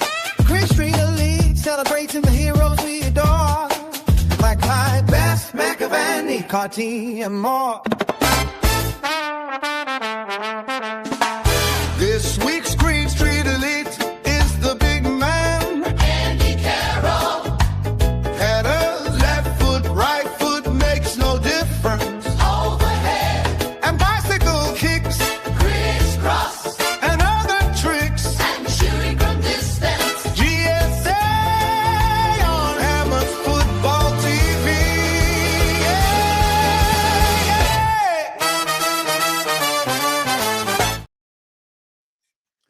That's fucking What do quality. you- Knock that up. Mate, Man, You above knock that, you, that's man above fucking you. quality, Budge. That's brilliant. Thank I ain't seen that. That's quality. What did we think about that man? I love Andy Carroll. Carroll. I loved him personally. I'll just really be quick with him. Yes, the bicycle kick. For me, it's all the stuff you see him cheering with West Ham fans. It's the fact that didn't he have a stint? He went to Dagenham Redbridge as well. Yeah, he's there now, isn't he? Is he still He's there now? yeah. Yeah. I see him on the occasion. Yeah. Oh, you do, Yeah, he's actually right. Nice geezer. Yeah. I thought he was never going to be 20 a season, but I still think he really give his fucking all for West Ham. So I loved him. Yeah, I did too. Unfortunate he had so many injuries, but when he was fit and he was on the pitch, I never wanted anyone else in that position at that point of time. For me, I thought Andy Carroll was everything we needed in a striker at that point. And he showed it. Him and Nolan Budge, when they had that purple patch, him and Nolan together, it was wonderful. Yeah. He'd go off doing Beautiful to watch. Yeah, beautiful to watch. And the fact that he's such a big guy and he was so mobile, and the fact that he's still playing now at 38 years old, 36 or whatever he is, that's a testament to how good he was. And I just loved him. I thought he was probably, for me, one of the best number 9s we've ever. That's a big shout, Budge. Yeah, I know. Oh no, it's a big shout. Who would you? I mean, the thing is, we got more out of him than we did, for example. What's his face? The one that got injured playing for England. Dean Ashton. No. We got more out of him than we did Dean Ashton for a longer period. But I would rather have had Dean Ashton for the rest of his career. You said that, Budge. Oh, mate, no, Dean Ashton for me was the best striker we've ever had. I did say one of when I mentioned Carroll. But, as a number 9, I liked him as a number 9, Carroll. But, Dean Ashton. Andy Carroll, he ain't playing at Dagenham now. He's the manager. Well, he was the manager. Oh, is he? And, he's managing to the end of the season. He's part owner of Dagenham right now. And he's bought into the club with others. I've seen him over there a few times. Really nice geezer, very talkable. I sat there the other week having a beer with a few mates, and across me was him and his missus and a couple of kids. And I was like, I remember when this geezer scored hat-trick against Arsenal back in 2015 at Upton Park. It's a bit surreal, really. But listen, he was a very good player on his day, wasn't he? He was a player on his day, Merchant. If he turned up when we was very good. Shame he got injured. Don't get me wrong, but he's he's a player that doesn't really get a lot of mention. Like what you said about Ashton. Ashton was like our Harry Kane. Really, like he would have been he would have been amazing for West Ham, and I think he would have went for a lot of money. It was just such a shame he got an injury because I think Dean Ashton for me is one of West Ham's best strikers that I've seen. Like, do you know what I mean? Obviously, Di Canio I love, and I grew up with Di Canio, Defoe, Canute, and all that. Do you know what I mean? And that sort of caliber. But Dean reminds me of Andy Carroll, and both of them were good in their own ways. But Andy was a decent player. Come with a big fee, and it didn't really work out in the end. But what he done, but was it a big fee? What did we pay for him? 18, wasn't it? I think it's 15 million. It was 15. 15. But it was big, when you consider we got him from Liverpool, and Liverpool paid 35 for him. Yeah, 32. Yeah, but the thing is, when you look back then, £15 million is a lot of money. Do you know what I mean? Like, but it was half of the value that Liverpool put on him. Yeah, but I think it was more to do with the injuries, though, wasn't it? Like he was more of an injury, and West Ham took the risk on there, and managed to sort of get out. But he's a nice geezer. He's actually a generally nice bloke, and like I've seen him over Dagenham a few times, as I say, and he's in and around the club, and he's trying his best to sort of go into a sort of ownership model now, and he's got there's big things happening over Dagenham at the minute, and you know what, Dagenham and Redbridge could be in the Premier League in about 15 years' time. So yeah. Considering Tony Fernandez, isn't he? He's bought into. He's going over there as well. Tony Fernandez. Yeah, honestly, yeah. In my, this is what I think. And I always go down to the football club down there because I literally live up the road from there, and I have a beer with like the staff in there and all that. And what it is, I reckon within about 3 or 4 years, they're going to build the fan base up, and then they're going to move, relocate, build a bigger ground, and then that's what it's going to be. Yeah. And that is the name. That's the name that we shall not speak on here. Do you know what I mean? Yes. So, yeah. Janet Street Porter. Janet Street Porter. All them two. I mean, you got to think. Andy Carroll went through some bad patches. It was Nolan that obviously kind of saved him because did he set fire to his Range Rover, didn't he, or something? The drugs. And Nolan put him on the straight and narrow basically because he was in such a bad way. I didn't even know. He had a good manager though, didn't he? He had Allardyce. I think Allardyce signed him. Yeah. And he obviously kind of helped him get through it as well because he had quite a few issues, didn't he? You think we had Matty Downs as well as going through problems? Is it Downs? Everton. Matty Everton. Everton, yeah, that's it. Yeah, he was going through with his gambling issues. Yeah. He was having his gambling issues. Allardyce was the man for that side of things. But I mean, interestingly, they talk about Nolan for Dagenham, aren't they, as well, James? I do believe as a manager. Yeah, I can see it. Happening, mate. It's gonna be like West Ham revisited 10 years on, mate. You know what I mean? Yeah. I'll be over there. I'll be like that. They'll be rebranding, calling themselves the Mighty Irons and all that. The Daggers have got 2 daggers like that, yeah, and so you just rebrand it 2 hammers instead. You know what I mean? But listen, it's good. And you know what? That might actually benefit West Ham long term because obviously Nolan would have connections to the club. He knows Mark, and Mark deals with a lot of the younger players, which will be good for them in regards of moves to locally to play. I think that will benefit West Ham massively. Do you know what I mean? If West Ham could be a feeder could become a decent feeder club to us. Yeah, if West Ham could be a feeder club to Dagenham to give the youngsters a chance to play competitive football instead of just sitting and playing under 23s, then I'm all for it, mate. Definitely. Me too. Before, if she, usual mentioned her name, there's a few other names that have been thrown in. That the certain person could be dealing with. It could have been. Greta Thunberg, Hilda Ogden, apparently. I'll get into it now. Everyone's dreams right in the chat. Ina Sharples, Doc Cotton, the Queen, Queen Victoria. Look at that, Rosie Jones. Yeah, don't know who that is. Yeah. Google her. Google her. Yeah, Dagenham legend, absolutely. Joe, but though, fair play to him though, mate, because he's like he went from Bordeaux to Dagenham. That's fucking hell, that's a new one. Do you know what I mean? Yeah. He was at Reading before he went to Bordeaux, though, wasn't he? Yeah, what it was, Bordeaux hit a load of financial problems, didn't they? And he sort of said, right, he wanted to get back home because obviously he had a few problems with his missus, who's with now, like they've been on and off for years. And obviously, he's still got kids with the previous missus that he got married to. So he wanted to get back to England, and he sort of just fell into sort of Dagenham's hands. Really, he come back, and they said, "Do you want to play?" He went, "Yeah," and that was it. But you know what? I've had this bet, right, with a mate of mine, and I've said this. I think Mikel Antonio plays for Dagenham within the next 2 years. Oh, I'll tell you the reason why I think it. Because once he comes back from Saudi, no one's going to touch him because of the insurance purposes of the accident. But KSI and all that will get into him and say, "Oh, come play for us," right? And it'd be like that'd be the star signing. I don't think he goes straight away from Saudi. I think he gives it another couple of years. But when he's winding down, that's where he end up in that Dagenham. I can just see it happening. Do you know what I'm saying? Yeah. And they don't deal with insurance purposes at Dagenham. They get fucking anyone in. Do you know? Well, if you think at the moment, apparently Antonio's in court anyway because obviously got dumped for speed in the car and wouldn't admit who it was, kind of things. Yeah.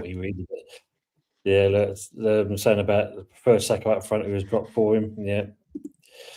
Ashton got us to the 06 final. Yeah, that was a play. I mean, like, thank you, Ashley Cole, for damaging him altogether. I think he would have been a legend for us, if he stayed fit. Ashley Cole. Yeah. Definitely. Yeah, Brian Pop Robertson loved him as well. Yeah, you had a better chance of seeing Carroll in the pub than on the pitch these days. No, I'll tell you what, though, he has changed his ways a little bit, though. Like, he's not as erratic as he used to be. I think he's a bit more he's on the ball a bit more now. Do you know what I mean? I think he knows that he's playing his retirement basically. You know what I mean? Because Dagenham ain't playing in bundles. Do you know what I mean? But did he go to Reading? Was he on a kind of a lot of paper game? Yeah, players play deal. Yeah. Yeah. And then when it was Bordeaux, give him an opportunity to go over there, and he thought, right, I'll just go over there. And I think he was there. I can't remember what the crack was over there, but I think he scored something like 10 games in a row or 8 games in a row or something like that. It was all over the news that he consistently scoring. And what it was, they got demoted to League 3 in France or League 4 in France. So he was over there and he's doing all right. So, you know what I mean? It's the only time you're ever going to see a Bordeaux player going to Dagenham. So, so there you go. Before we wrap this up, though, get the people in the chat to say it as well. What is your score predictions for this Saturday's game? Please let us know in the chat. And I'll start off with you, Budgie. What do you think the score would be? I think it's going to be a tight game. I'm going to go for a Desmond. Yeah. 2-2. Okay. Jay? I reckon we get another clean sheet. I'm going 2-0 us. Ooh. Nice. James? Something screams to me draw. You got two managers who are negative as heck, and something screams to me draw. But I'm gonna go with 2-1, right? Or no, I tell you that I'm gonna go with 1-0. But it's gonna be tight. And I remember last few years it has been tight, so I don't think there's gonna be 3 goals in this game. I'll be shocked. So yeah, I'll go 1-0. 1-0 West Ham. I think West Ham come out, score, defend for their lives, and then Tottenham lose 4-0. That'd be great. Do you know what I mean? I'll come and buy you a beer if it happens. Get the double on, lads. Get the double on. 100%. For me, fun enough. I think it's going to be an extremely tight game, and I had exactly the same thing in my head, James. 1-0. I think we'd nick it 1-0. It'd be one of those games. It's just going to be 1 goal, and that'll be it. Ryan's obviously going for 1-1. GP's going with 3-1 win. Harry's going for 4-0. Be very nice. West Ham's going for 1-1. Paul's going for 2-1. Harry might be going to the game, so go on. Brenna's saying draw, unfortunate, but if Better is out, I might have hope. Yeah, he's supposed to be out. I think it said on the Old School Emmers last night. But he's still 50-50 apparently, but we'll see. Nolan's wearing an open neck for Frank Sinatra once. Bloody hell. The next 5 games now, for fuck's sake, it's going to be unbearable. For Saturday, I think we win 2-0. That's a nice result there. When's the get together? So we're looking to go for the last game of the season, the Leeds game.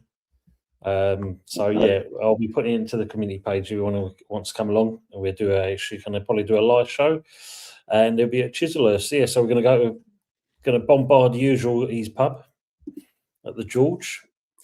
James, you're living in dreamland. You're right, though. I think you will be. Let's hope so as well. I think the scoreline is going to be one of those. But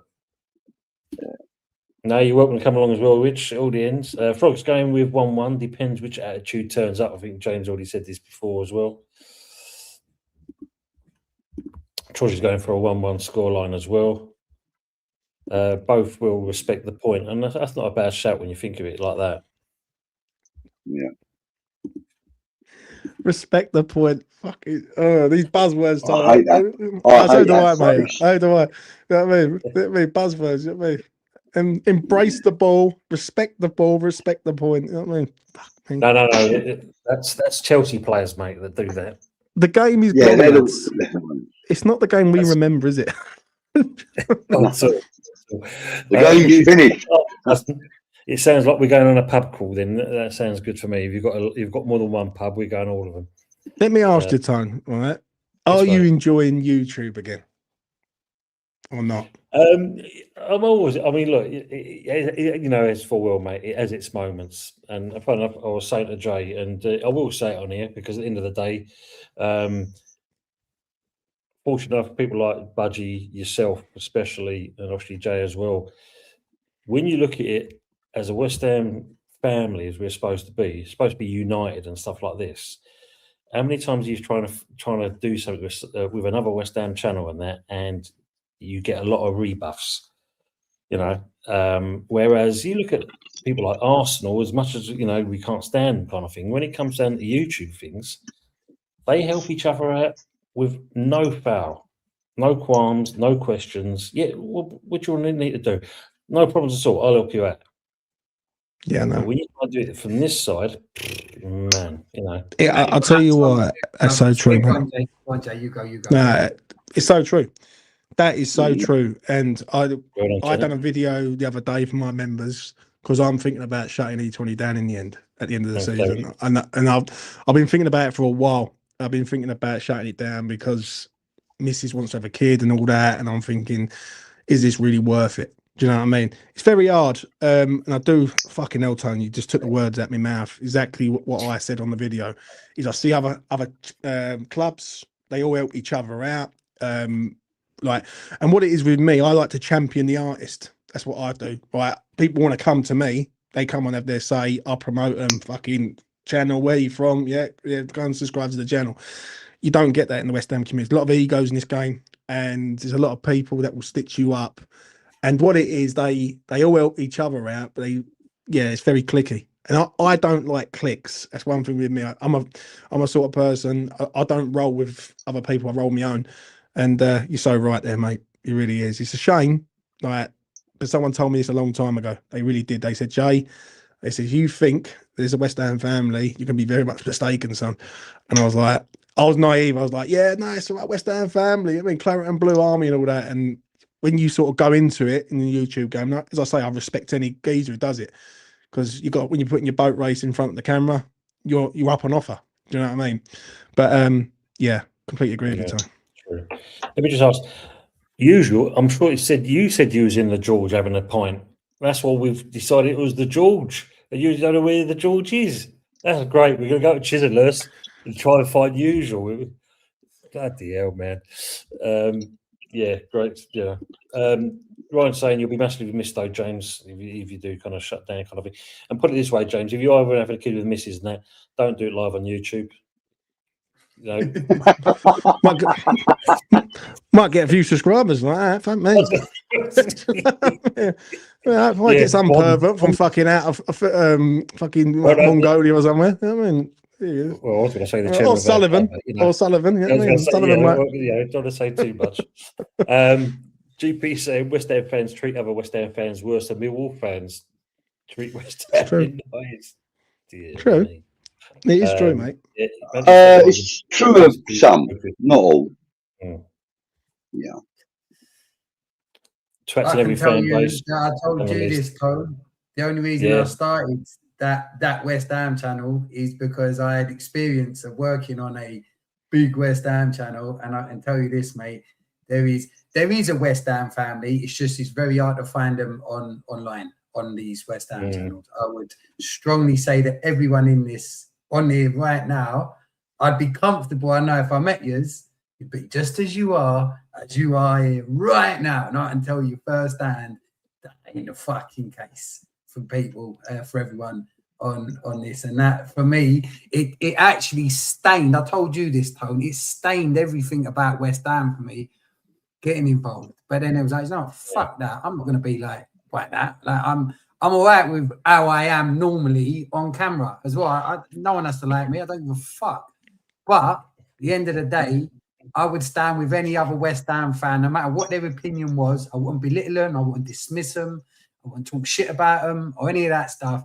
And yeah, I agree. As an online YouTube, and I'm calling out the bigger channels, I don't give a fuck about getting subscribers. I don't give a fuck about getting monetized. I use the same stuff every day that I will never get monetized. It's not about that. But I would have thought it is about just even wanting to talk with other West Ham people. How about that? Just getting them on just to have a chat with them. What does it cost you? Fuck all, other than your ego. So yeah, up your bum to some of the big channels out there. Go fuck yourself. What it is that what I've gathered is it's just clicky. Mate, on a different level. It's on a level that I've never experienced in my life. Now, I used to work in the building game, and I used to see people that they used to have little cliques at lunchtime and all that, and it is what it is. Yeah, you get on with it, you do your graft, you go home. In here, like the YouTube West Ham community, I've never seen nothing like it. And I understand what you're saying, Tone. You reach out to people, they blank you and all that, and it is demoralising to a point, because it's like Ryan. I use Ryan as an example. Now, Ryan, obviously, Ryan J, yeah, because he goes on your thing, right? Ryan's come on E20, yeah. He's a lovely lad. I'll let him come on, have his 5 minutes, right?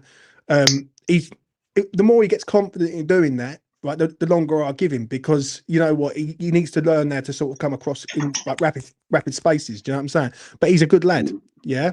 And with me, I've always been a sort of person that I will like respect the people that are coming on, right? And I will promote them. Do you know what I mean? I don't see none of that from no one else. No one else goes out and literally does a video to promote someone else. And I just find that baffling. And what you said about the Arsenal thing is so true, Tone. I see DJB, yeah, really nice geezer, right? I see, what's his name? Who's the geezer who comes on here? Old boy who had a row with Lee Gunner the other week. Jez, yeah, right. Jez. I see him, and I see them all as a community. They're all together. Go and subscribe to him, go and raid him, go and do that. Aaron.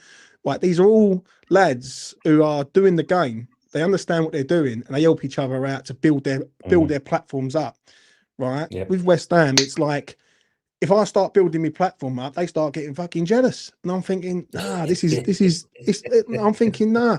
And you know me, Tone. When you've done watch-alongs together, I've had a right laugh with you before, and with me, I'm a sort of person. I'd rather have a show like this where you have all West Ham fans on there, and listen.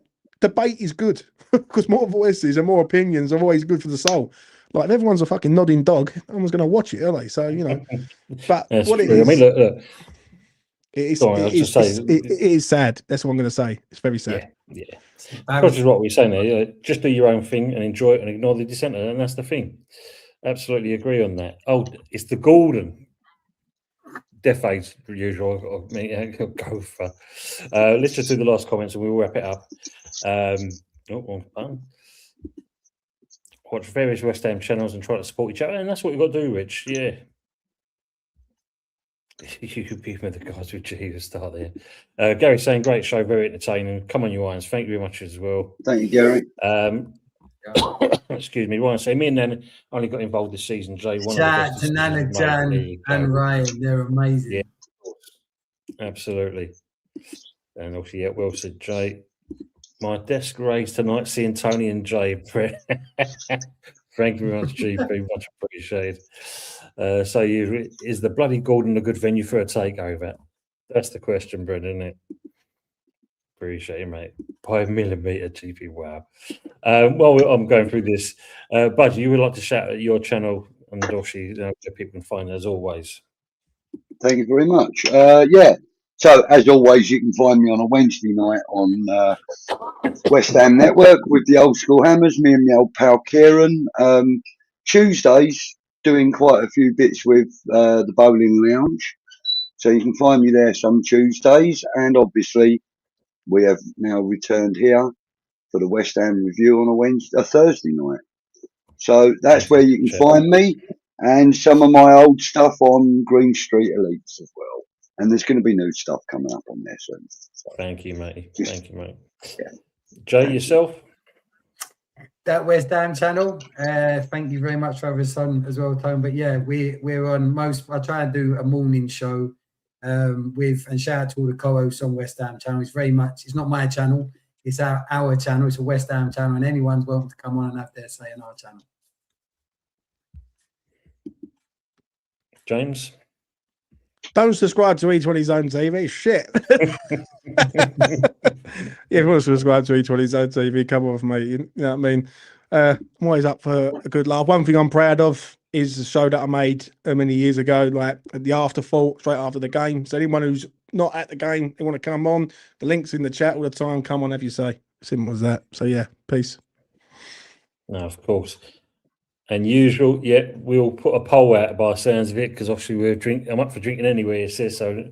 Anyone else? So we'll decide something before the end of the season anyway. We'll arrange that anyway. Paul's also saying, "Thank you, lads. I've subscribed to you. All keep up the great work, Real Hammers." Thank you, Paul. Appreciate being there. Colin's coming in with a West Ham 2, Everton 1 scoreline as well. So thank you much for that as well. Nice. And yeah, that is basically it. So yes, as you know, Hammers Football TV. You will find all these guys. I'll put the description in the link afterwards once I've finished. We do enjoy what we do. Yes, the chat gets carried away sometimes, and I do kind of miss out on the guys talking in the chat, and do apologise for that as always. But no, we are passionate about what we all enjoy, and we just want the club to do well. Hopefully, this news that could be breaking comes out sooner rather than later. Changes everything for us. And we have a silver cloud on lining, and we're going to still keep up, and everything's going to be fine and dandy. But for the time being, we just got to make sure we do what we can do. Nuno, sort your shit out. Don't fuck around with things. And as Paul's saying here, I'm forever blowing bubbles as always. And Harry's saying, "Great show, gentlemen. Much love and chat. Night. Good night, Brendan, as well. Come on, your arms around saying that. And yes, as Rich said, let's not forget tomorrow, DT38. Absolutely. Yes. 100%. 100%. As we go out with the outro, as always, don't forget, we always go with, come on, you irons. Let's make sure we get something. Come on, you irons.